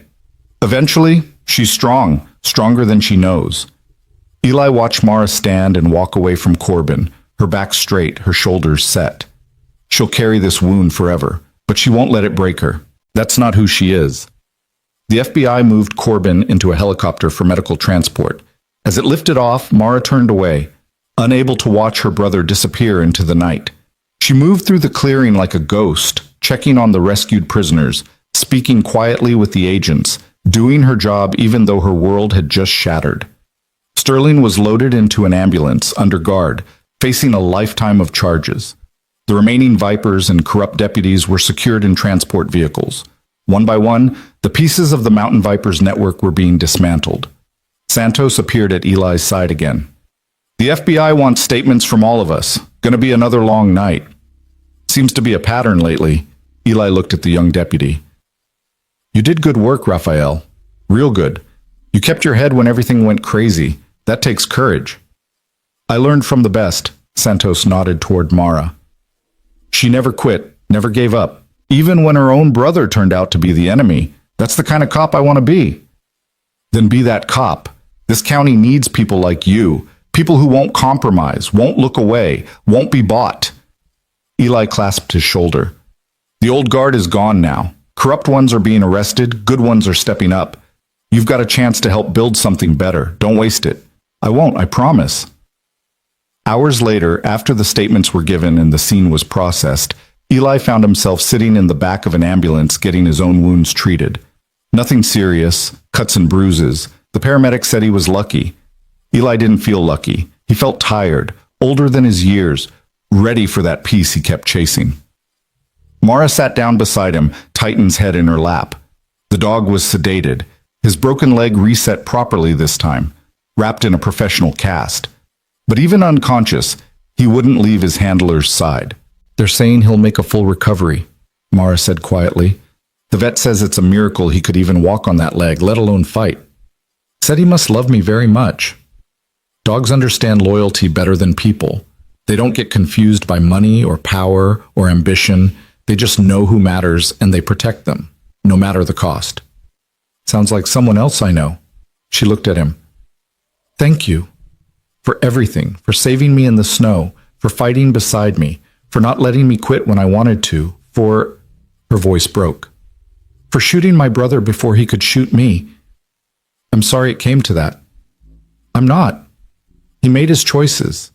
He could have stopped at any point, could have chosen family over profit. But he didn't. And you did what had to be done." She wiped her eyes. "The FBI says they're going to dismantle the entire network. Every connection Corbin had, every deal he made, every agent he corrupted. It's going to be the biggest corruption case in DEA history. And you'll have to testify at all the trials. Yeah, I'll be reliving this nightmare for years. Every detail, every betrayal. She scratched behind Titan's ears gently. But at least those people are free now, the ones in the cages. They get their lives back. That's worth something. That's worth everything. They sat in silence for a while, watching the dawn break over the mountains. The storm felt like days ago, but it had only been 36 hours since Eli had found a dying cop and her dog in the snow. 36 hours that had changed everything. What will you do now? Mara asked. Rebuild your cabin? Go back to your quiet life? That's the plan. Though at this point, I'm starting to think quiet isn't in the cards for me. Universe seems to have other ideas. Maybe that's okay. Maybe you're not meant for quiet. Maybe you're meant to stand between evil and innocence, to be the person who doesn't walk away. She leaned her head on his shoulder, exhausted. Silver Ridge County could use a person like that, full time. I'm not a cop. No, you're better. You're a man who does what's right because it's right, not because of a badge or a paycheck or glory, just because it needs doing. She closed her eyes. That's rare, Eli. Don't waste it trying to hide in the woods. He thought about that, about his son Cameron, safe in town, about the cabin he'd build again, stronger this time, about the county that had welcomed him and then showed him its darkness, about all the people who still needed protecting from wolves in sheep's clothing. We'll see, he said finally. For now, let's just focus on surviving the next few days. The investigations, the trials, the aftermath. Then we can worry about the future. Deal. She was almost asleep now, the exhaustion finally catching up. But for the record, if you ever need a partner, you know where to find me. Eli smiled, watching the sun climb higher, burning away the last shadows. Maybe peace wasn't about finding a place where evil couldn't reach you. Maybe it was about building a place where evil knew better than to try. A place protected by people who wouldn't yield, wouldn't compromise, wouldn't let darkness win. He looked at Mara, sleeping against his shoulder despite all the chaos around them, looked at Titan, scarred and broken, but still loyal. Looked at Santos, giving his statement to FBI agents with the earnest intensity of someone who still believed in justice. Good people. Broken by what they'd faced, but not defeated. Still standing, still fighting. Maybe that was enough. Maybe that's all any of them could do. Stand when others fell, fight when others fled. Hold the line against the darkness and trust that dawn would come eventually. The quiet place he'd been searching for wasn't a location or a moment. It was a choice. The choice to protect, to serve, to be someone who could be counted on when everything went to hell. He'd found that place. Not in the calm, but in the storm. Not in solitude, but in standing with others who refused to break. And as the first responders continued their work, as justice began its slow grind forward, as Silver Ridge County started the long process of healing from its wounds, Eli Mercer made his choice.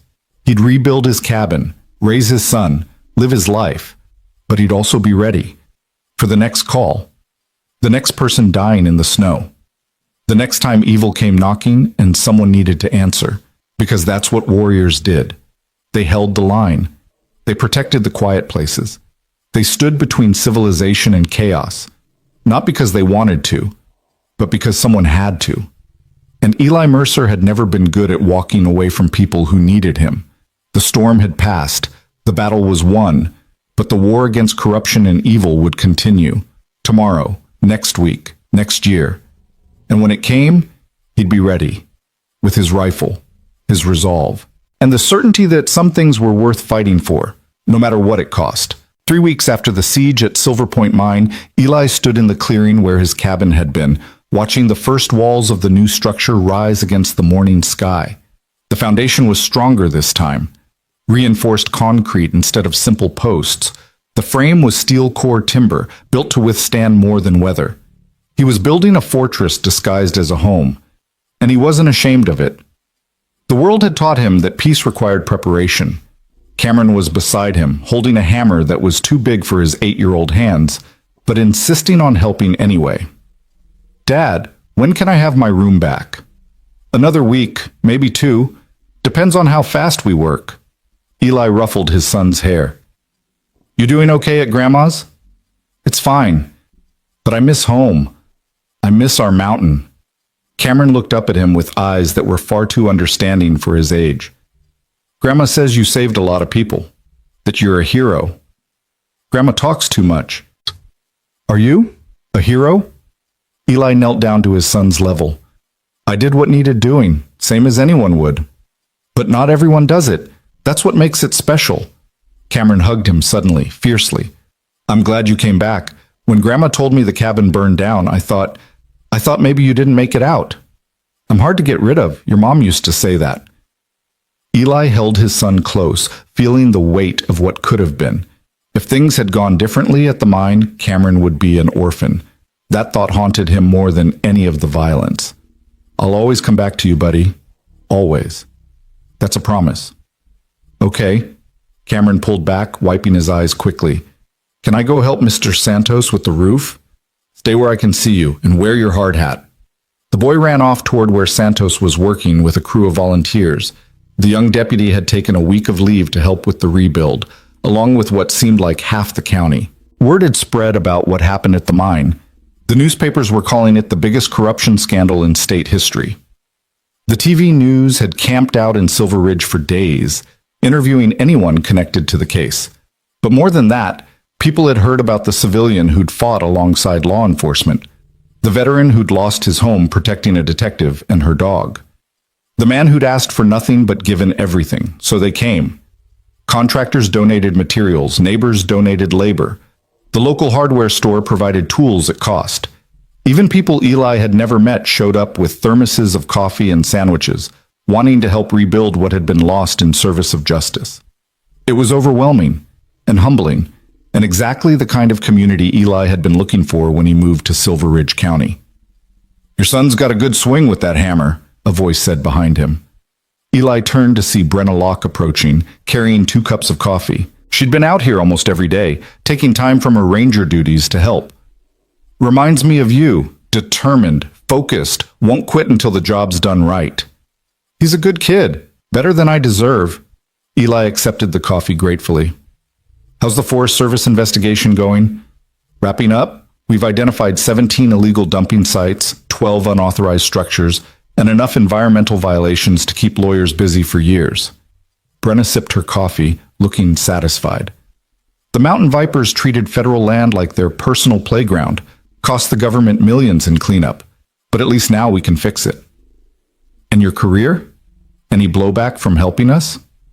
The opposite, actually. They're promoting me, making me the district supervisor. Apparently risking your life to stop a trafficking ring looks good on a performance review. She smiled, but there was something else in her expression, something more personal. I'm also starting a new project, Wildlife Rescue and Rehabilitation Center, for animals that get caught in the crossfire of human stupidity. Thought maybe Titan could be the first success story. Show people that broken things can heal if you give them a chance. That's a good project. Important. Eli watched Cameron working alongside Santos, the two of them laughing about something. You're building something that matters, something that'll last long after we're gone. We all are. You with your cabin, me with the rescue center, Detective Vance with her testimony, Deputy Santos with his career. Brenna looked at him directly. We're building a better version of Silver Ridge County, one that doesn't tolerate corruption, one that protects the vulnerable instead of exploiting them. That's worth celebrating. Before Eli could respond, a vehicle pulled into the clearing, a familiar black SUV with government plates. Mara emerged from the driver's side, moving easier now than she had 3 weeks ago. The bruises had faded from her face. The exhaustion had lifted from her eyes. She was wearing civilian clothes instead of her uniform, jeans and a flannel shirt that made her look younger, less haunted. Titan jumped out of the passenger side, his cast replaced with a support brace. The shepherd still limped slightly, but he was mobile, alert, and immediately made his way to Cameron. The boy and the dog had formed a bond during the investigation's aftermath, spending hours together while the adults dealt with federal agents and prosecutors. Morning, Mara called out. Brought donuts, figured the crew could use some sugar. You're a saint, Santos shouted from the roof. Glazed? Glazed, chocolate, apple fritters. I bought out the bakery. Mara set the boxes on a makeshift table made from sawhorses and plywood. How's the build coming? Ahead of schedule. Should be weatherproof before the next storm. Eli joined her at the table. How are you holding up? Big day tomorrow. Tomorrow was Corbin's arraignment, the first of many court appearances that would dominate Mara's life for the foreseeable future. She'd be testifying against her own brother, detailing his crimes, putting him away forever. The press would be there. The public would be watching. It would be brutal. I'm ready. Mara's voice was steady, but Eli could see the tension in her shoulders. My therapist says I need to view this as closure, as the final act of justice for everyone Corbin hurt, that it's not about revenge or betrayal. It's about accountability. Your therapist is smart. She better be. The county's paying her enough. Mara smiled, but it didn't reach her eyes. The FBI finished their investigation into Corbin's network. 37 people arrested, 11 of them in law enforcement, 5 federal agents, 4 state troopers, 2 judges. The corruption went deeper than anyone imagined. But you exposed it. You pulled the thread that unraveled everything. We exposed it. You, me, Santos, Brenna. We all played a part. She watched Titan playing with Cameron, the dog moving carefully but joyfully. Sterling's talking too, trying to reduce his sentence. He's given up bank accounts, safe houses, contacts in 6 states. The Mountain Vipers are finished. The organization's completely dismantled. What about the victims, the people who were trafficked? 23 rescued from the mine that night. FBI found another 47 in safe houses across 3 states. Most of them are in witness protection now, getting counseling, being reunited with families when possible. Mara's expression softened. I got a letter last week from one of the women we saved. She has a daughter, 3 years old. She said I gave her back her life. That because of what we did, her daughter still has a mother. Her voice broke on the last word. Eli pulled her into a hug, letting her cry against his shoulder. She held on tight, releasing weeks of tension and trauma and grief. The rest of the work crew pretended not to notice, giving them privacy in the midst of the construction chaos. You did good, Eli said quietly. Real good. No matter what comes next, no matter how hard the trials get, remember that. You saved lives. You made a difference. Nothing can take that away. I know. It's just, some days I wake up and I can't believe it was my brother, my hero, the person I trusted most in the world. And he was the monster all along. She pulled back, wiping her eyes. How do you move past that? How do you trust anyone again? You start small. You trust the people who've proven themselves. Santos, Brenna, me. You build from there, and eventually the good experiences outnumber the bad ones. The trust comes back. Different than before. More careful, but real. Is that what you did? After the military? Still doing it, every day. It's a process, not a destination. Eli handed her a napkin from the donut box. But I'm further along than I used to be. Mostly because people in this county gave me a chance. Showed me that not everyone's corrupt. Not everyone's looking for an angle. Some people are just good. Mara nodded, composing herself. Speaking of good people, I have something for you. She walked back to her SUV and returned with a framed certificate. The county commissioners wanted to present this at a public ceremony, but I told them you'd hate that.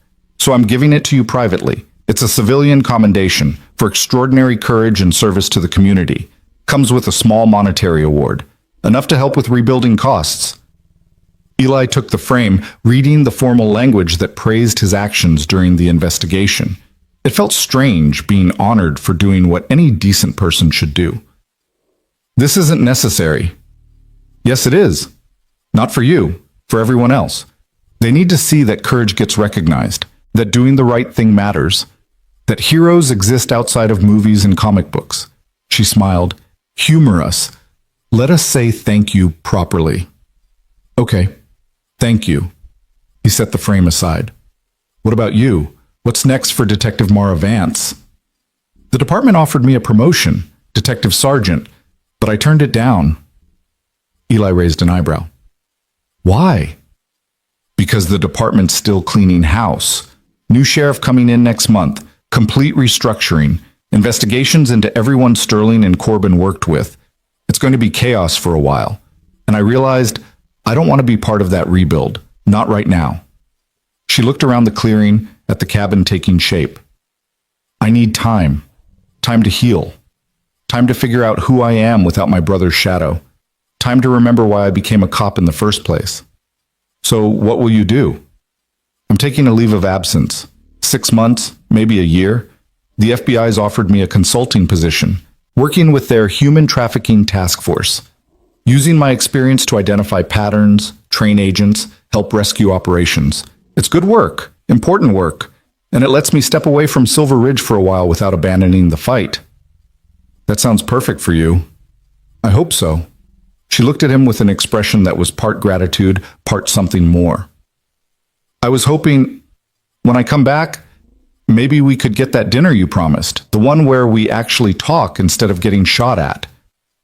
I'd like that, as long as you promise no federal investigations for at least the first course. Deal, though I can't promise anything after dessert. Trouble seems to follow me. Seems to follow both of us. Eli smiled. But maybe that's okay. Maybe trouble knows we're the ones who'll actually do something about it. They stood together, watching the work continue around them. Cameron and Titan were playing fetch now, the boy throwing sticks that the dog retrieved carefully, protecting his healing leg. Santos was directing volunteers on the roof installation, his confidence growing with each successful decision. Brenna was helping mark out where the porch would go, planning sight lines and defensive angles without even realizing it. A community building something new from the ashes of what was lost. Broken people finding purpose in reconstruction. It was imperfect and messy and exactly what hope looked like in the real world. The next few weeks passed in a blur of construction and court appearances. Eli worked on his cabin during the day, making slow but steady progress. Cameron came out every weekend helping where he could, slowly reclaiming ownership of the mountain that had become dangerous. The boy was resilient, bouncing back faster than Eli expected. Kids were like that sometimes. Bendable instead of breakable. Mara testified at Corbin's arraignment, her voice steady as she detailed her brother's crimes. The courtroom was packed. Media everywhere. But she never wavered, never let emotion compromise her testimony. Corbin sat in orange prison scrubs, watching his sister destroy him with facts and evidence. When it was over, when the judge ordered him held without bail, Mara walked out with her head high. She'd done what needed doing, found justice even when it hurt. Sterling's trial started 2 weeks later. This one was faster. He'd cut a deal, agreeing to testify against dozens of co-conspirators in exchange for 30 years instead of life without parole. The judge accepted reluctantly, acknowledging that Sterling's cooperation was dismantling criminal networks across 3 states. Mara attended every day of the proceedings, taking notes, memorizing faces of everyone connected to the conspiracy, building her knowledge for the FBI work that awaited her. Santos was formally promoted to detective, the youngest in the department's history. The new sheriff, a woman named Helen Ortiz, who transferred in from Denver with a reputation for zero tolerance of corruption, personally pinned his badge. She was rebuilding the department from the ground up, hiring new faces, implementing oversight systems, making it clear that the old way of doing business was dead. The county was getting a fresh start, a clean slate, a chance to be what it should have been all along. Brenna's Wildlife Rescue Center broke ground on county land donated by a local rancher who'd been horrified by the trafficking revelations. She was raising funds, recruiting volunteers, planning programs for injured animals and traumatized kids alike. Titan was going to be the center's mascot once he fully healed, a symbol of resilience and recovery. The community embraced the project immediately, seeing it as a way to heal from the darkness that had infected their home. And through it all, Eli kept building. His cabin took shape, stronger and more solid than the original. He installed security systems and reinforced doors, created fallback positions and escape routes, made it clear that anyone threatening his family would face a prepared defense. But he also made it warm, welcoming. A real home instead of a bunker. Because fear wasn't how you built a life. Readiness was. 6 weeks after the siege, on a clear autumn morning, Eli stood on his new porch and watched the sun rise over the mountains. The cabin was finished. Furniture moved in. Cameron's room ready for his return. It was time to reclaim normalcy, to try again for that quiet life he'd been chasing. Cameron burst through the door, already dressed, backpack ready. "Can Titan come visit today? Detective Vance said she's dropping him off before her flight to Washington." Of course. This is Titan's mountain as much as ours. He's always welcome. Eli smiled at his son's excitement. But remember, he's still healing. Gentle play only. I know, Dad. I'm always gentle with him. He's my friend. The simplicity of childhood friendship, the purity of it. Eli envied that sometimes, the way kids could form bonds without complications or ulterior motives, just genuine connection based on mutual affection. Mara arrived an hour later, Titan riding shotgun as always. The shepherd jumped out eagerly, his limp barely noticeable now. The vet had said he'd have full mobility within another month, that the leg had healed clean, that dogs like Titan were too stubborn to let something like a broken bone slow them down permanently. Last visit before I leave, Mara said, releasing Titan to run with Cameron into the forest. I wanted to see the finished cabin and to say goodbye properly. You're not dying, you're just going to Washington for a few months. But Eli understood the sentiment. Everything was changing. The team that had fought together was dispersing, returning to their separate lives. It felt like the end of something important, even though logic said it was actually a beginning. Mara walked through the cabin slowly, taking in every detail.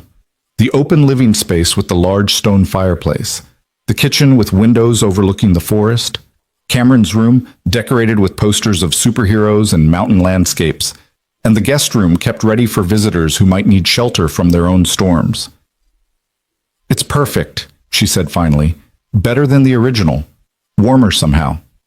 Like you learned something from the burning and rebuilt with that knowledge. That's exactly what I did. Loss teaches you what really matters. The first cabin was about escaping. This one's about belonging. Eli gestured at the mountains visible through the windows. I came here looking for peace, running from the war, from the violence, from the person I'd become. But I was looking in the wrong place. Peace isn't about finding a spot where evil can't reach you. It's about building a life worth defending, worth fighting for when the darkness comes. You found it then, your peace. I'm making it, day by day, board by board, decision by decision. He looked at her. What about you? Have you found what you're looking for? Not yet, but I'm getting closer. The FBI work will help. Working with survivors, catching traffickers, making a real difference beyond one county. That's meaningful. That's purpose. She paused. And when I come back, when I've done what I need to do, maybe I'll find my peace here too. If there's still room in Silver Ridge for a former detective with trust issues and a hero complex. There's always room for people who stand up when others sit down, who fight when others flee. This county learned that lesson the hard way. We won't forget it. Eli moved to the fireplace, running his hand over the stone mantle. You'll always have a place here, Mara. Always. That's a promise. They went outside where Cameron and Titan were playing in the clearing. The boy was teaching the dog new tricks, patient and encouraging even when Titan got confused. The shepherd was trying his best, tail wagging, clearly enjoying the attention. It was a perfect moment, simple and pure and exactly what they'd all been fighting to protect. Santos and Brenna arrived together an hour later, bringing lunch from town. They'd become friends during the investigation, bonding over shared trauma and the discovery that they worked well together. There were rumors around town that it was becoming more than friendship, but neither confirmed nor denied. They were taking things slow, figuring out what they wanted without pressure or expectations. They ate on the new porch, trading stories and laughter, carefully avoiding the darkness that had brought them together. This was about looking forward, not back. About celebrating what they'd built instead of mourning what had been lost. I have news, Santos announced between bites of sandwich. Sheriff Ortiz is creating a special unit, anti-corruption task force, internal affairs with actual teeth. She wants me to lead it. That's incredible, Mara said. But are you ready for that? It's a lot of responsibility. You'll be investigating your own colleagues. I know, but that's exactly why it matters. Sterling and Corbin got away with corruption for years because nobody was watching the watchers. That can't happen again. Someone needs to be the check on power. Might as well be someone who knows what it costs when that check fails. Santos looked determined. I'm ready, and I'll have support. Sheriff Ortiz is bringing in oversight from the State Attorney General's office, creating transparency protocols, making it impossible for another corrupt network to take root. The county's lucky to have you, Eli said. both of you, building something better from the ruins of what was. That takes courage. We learned from the best, Brenna raised her glass of iced tea. To Eli Mercer, who taught us that ordinary people can do extraordinary things when they refuse to look away from evil. To Mara Vance, Santos added, who showed us that integrity matters more than loyalty when loyalty becomes corruption. To Titan, Cameron piped up, making everyone laugh. Who's the goodest boy and the bravest dog ever? They clinked glasses, a makeshift toast to survival and justice and the future they were building together. It wasn't perfect. The scars remained. The trauma would take years to fully process. But they were healing, moving forward, choosing hope over despair. The afternoon stretched into evening. The group talked and laughed and slowly, carefully, became something more than survivors. They became friends, a chosen family forged in fire and tested by darkness. The kind of bonds that would last lifetimes. As the sun started to set, painting the mountains in gold and amber, Mara stood to leave. Her flight was early the next morning. She needed to get back to town, finish packing, prepare for the next chapter of her life. Titan didn't want to go. The dog sat next to Cameron, looking between the boy and Mara with conflicted loyalty. He loved his handler, but he'd also found something here. A kid who needed him. A place that felt safe. You know, Mara said slowly, the FBI work is going to involve a lot of travel. Hotels, long days away. That's hard on a dog, especially one still recovering from injuries. Are you saying what I think you're saying? Eli asked. I'm saying maybe Titan should stay here, with Cameron, just for a while, just until I get settled. She knelt down, scratching the shepherd behind his ears. Would you like that, boy? Staying on the mountain with your friend? Running in the forest? Having someone who needs you as much as you need them? Titan's tail wagged. Then he licked Mara's face and walked back to Cameron, making his choice clear. He can stay, Cameron said, his voice filled with wonder. Really? Really? But you have to take care of him, walk him, feed him, make sure he doesn't overdo it on that leg. Can you handle that responsibility? Yes, I promise I'll be the best dog owner ever. Cameron hugged Titan fiercely. The dog tolerated it with patient dignity, clearly understanding he'd just found a new purpose. Mara stood, wiping her eyes. Take care of each other, both of you, and when I come back, I expect him to know all kinds of new tricks. We'll teach him everything, Cameron promised.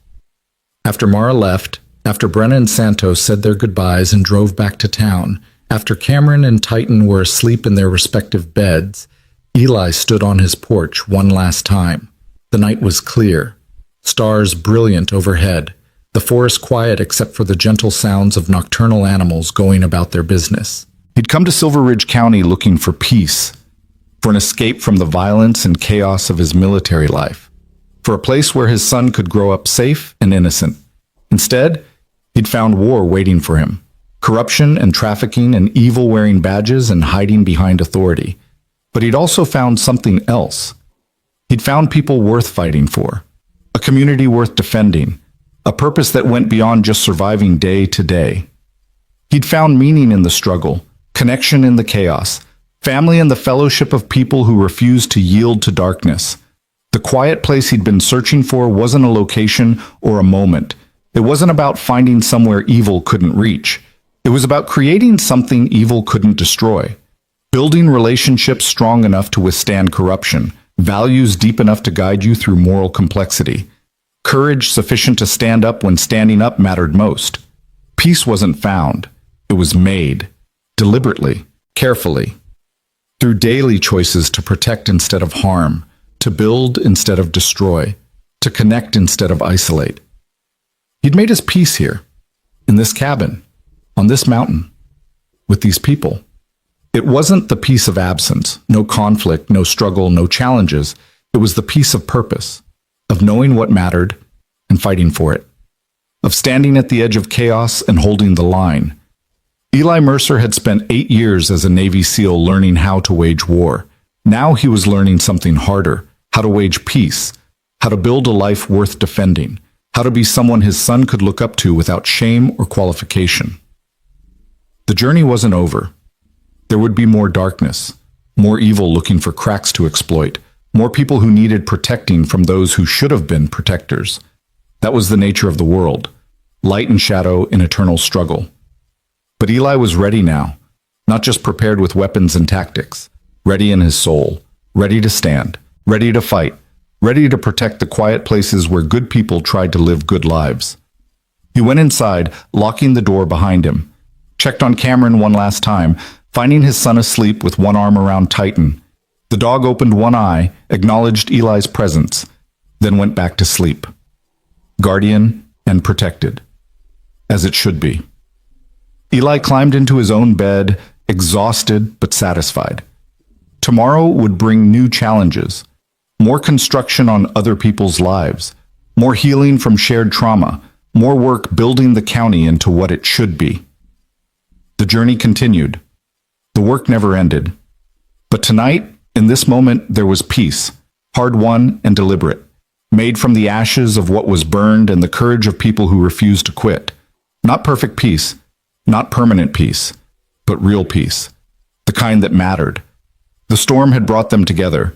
The battle had forged them into something stronger. And now, finally, they could rest. Not because the war was over, but because they'd learned how to fight it without losing themselves in the process. The quiet place had been made. Here in Silver Ridge County, here in this cabin on the mountain, here in the hearts of people who chose hope over despair, justice over corruption, courage over fear. And Eli Mercer, warrior who'd come home searching for peace, had finally found it. Not in the absence of conflict, but in the presence of purpose. Not in running from darkness, but in standing against it. Not in isolation, but in community. The storm was over. The dawn had come. And in the quiet morning light, Silver Ridge County began again. Cleaner, stronger, better. A place worth protecting, a home worth fighting for. A quiet place made from blood and courage and the unbreakable determination of ordinary people who became extraordinary when they needed to be. Peace wasn't found. It was made. Board by board, choice by choice, stand by stand, and it would hold. As long as people like Eli, Mara, Santos, and Brenna remained. As long as communities refused to accept corruption as normal. As long as someone stood at the wall between civilization and chaos, refusing to yield. The quiet place had been made, and it would endure. Because that's what good people did when evil came calling. They built something worth defending. And then they defended it, no matter the cost, no matter how long it took, no matter what darkness lay ahead. They stood. They fought. They made peace instead of waiting for it to find them. And in the making, they became heroes. Not because they wore capes or had superpowers, but because they refused to look away when looking away would have been easier. They were ordinary people who did extraordinary things, and in doing them, they changed everything. The story that began with a man finding a dying cop in the snow had become something more, a testament to courage, a celebration of resilience, a reminder that darkness only wins when good people do nothing. And in Silver Ridge County, good people had decided to do something, together. United by shared trauma and collective determination to build something better from the ruins of what corruption had destroyed. The quiet place had been made, the war had been won. Not through violence alone, but through the hard work of choosing right over easy, justice over convenience, courage over comfort. And as Eli drifted off to sleep, secure in his fortress home, surrounded by people who'd become family, he finally understood what peace really meant. It meant having something worth fighting for, and people worth standing beside when the fight came. It meant being ready, being watchful, being willing, but most of all, it meant being home. Finally, completely. In the quiet place he'd made from storm and struggle and the unshakable belief that good could triumph if good people refused to quit. The end and the beginning. Because every ending was just another chance to start building something better. And Eli Mercer, veteran and protector and father and friend, was exactly where he needed to be. Home.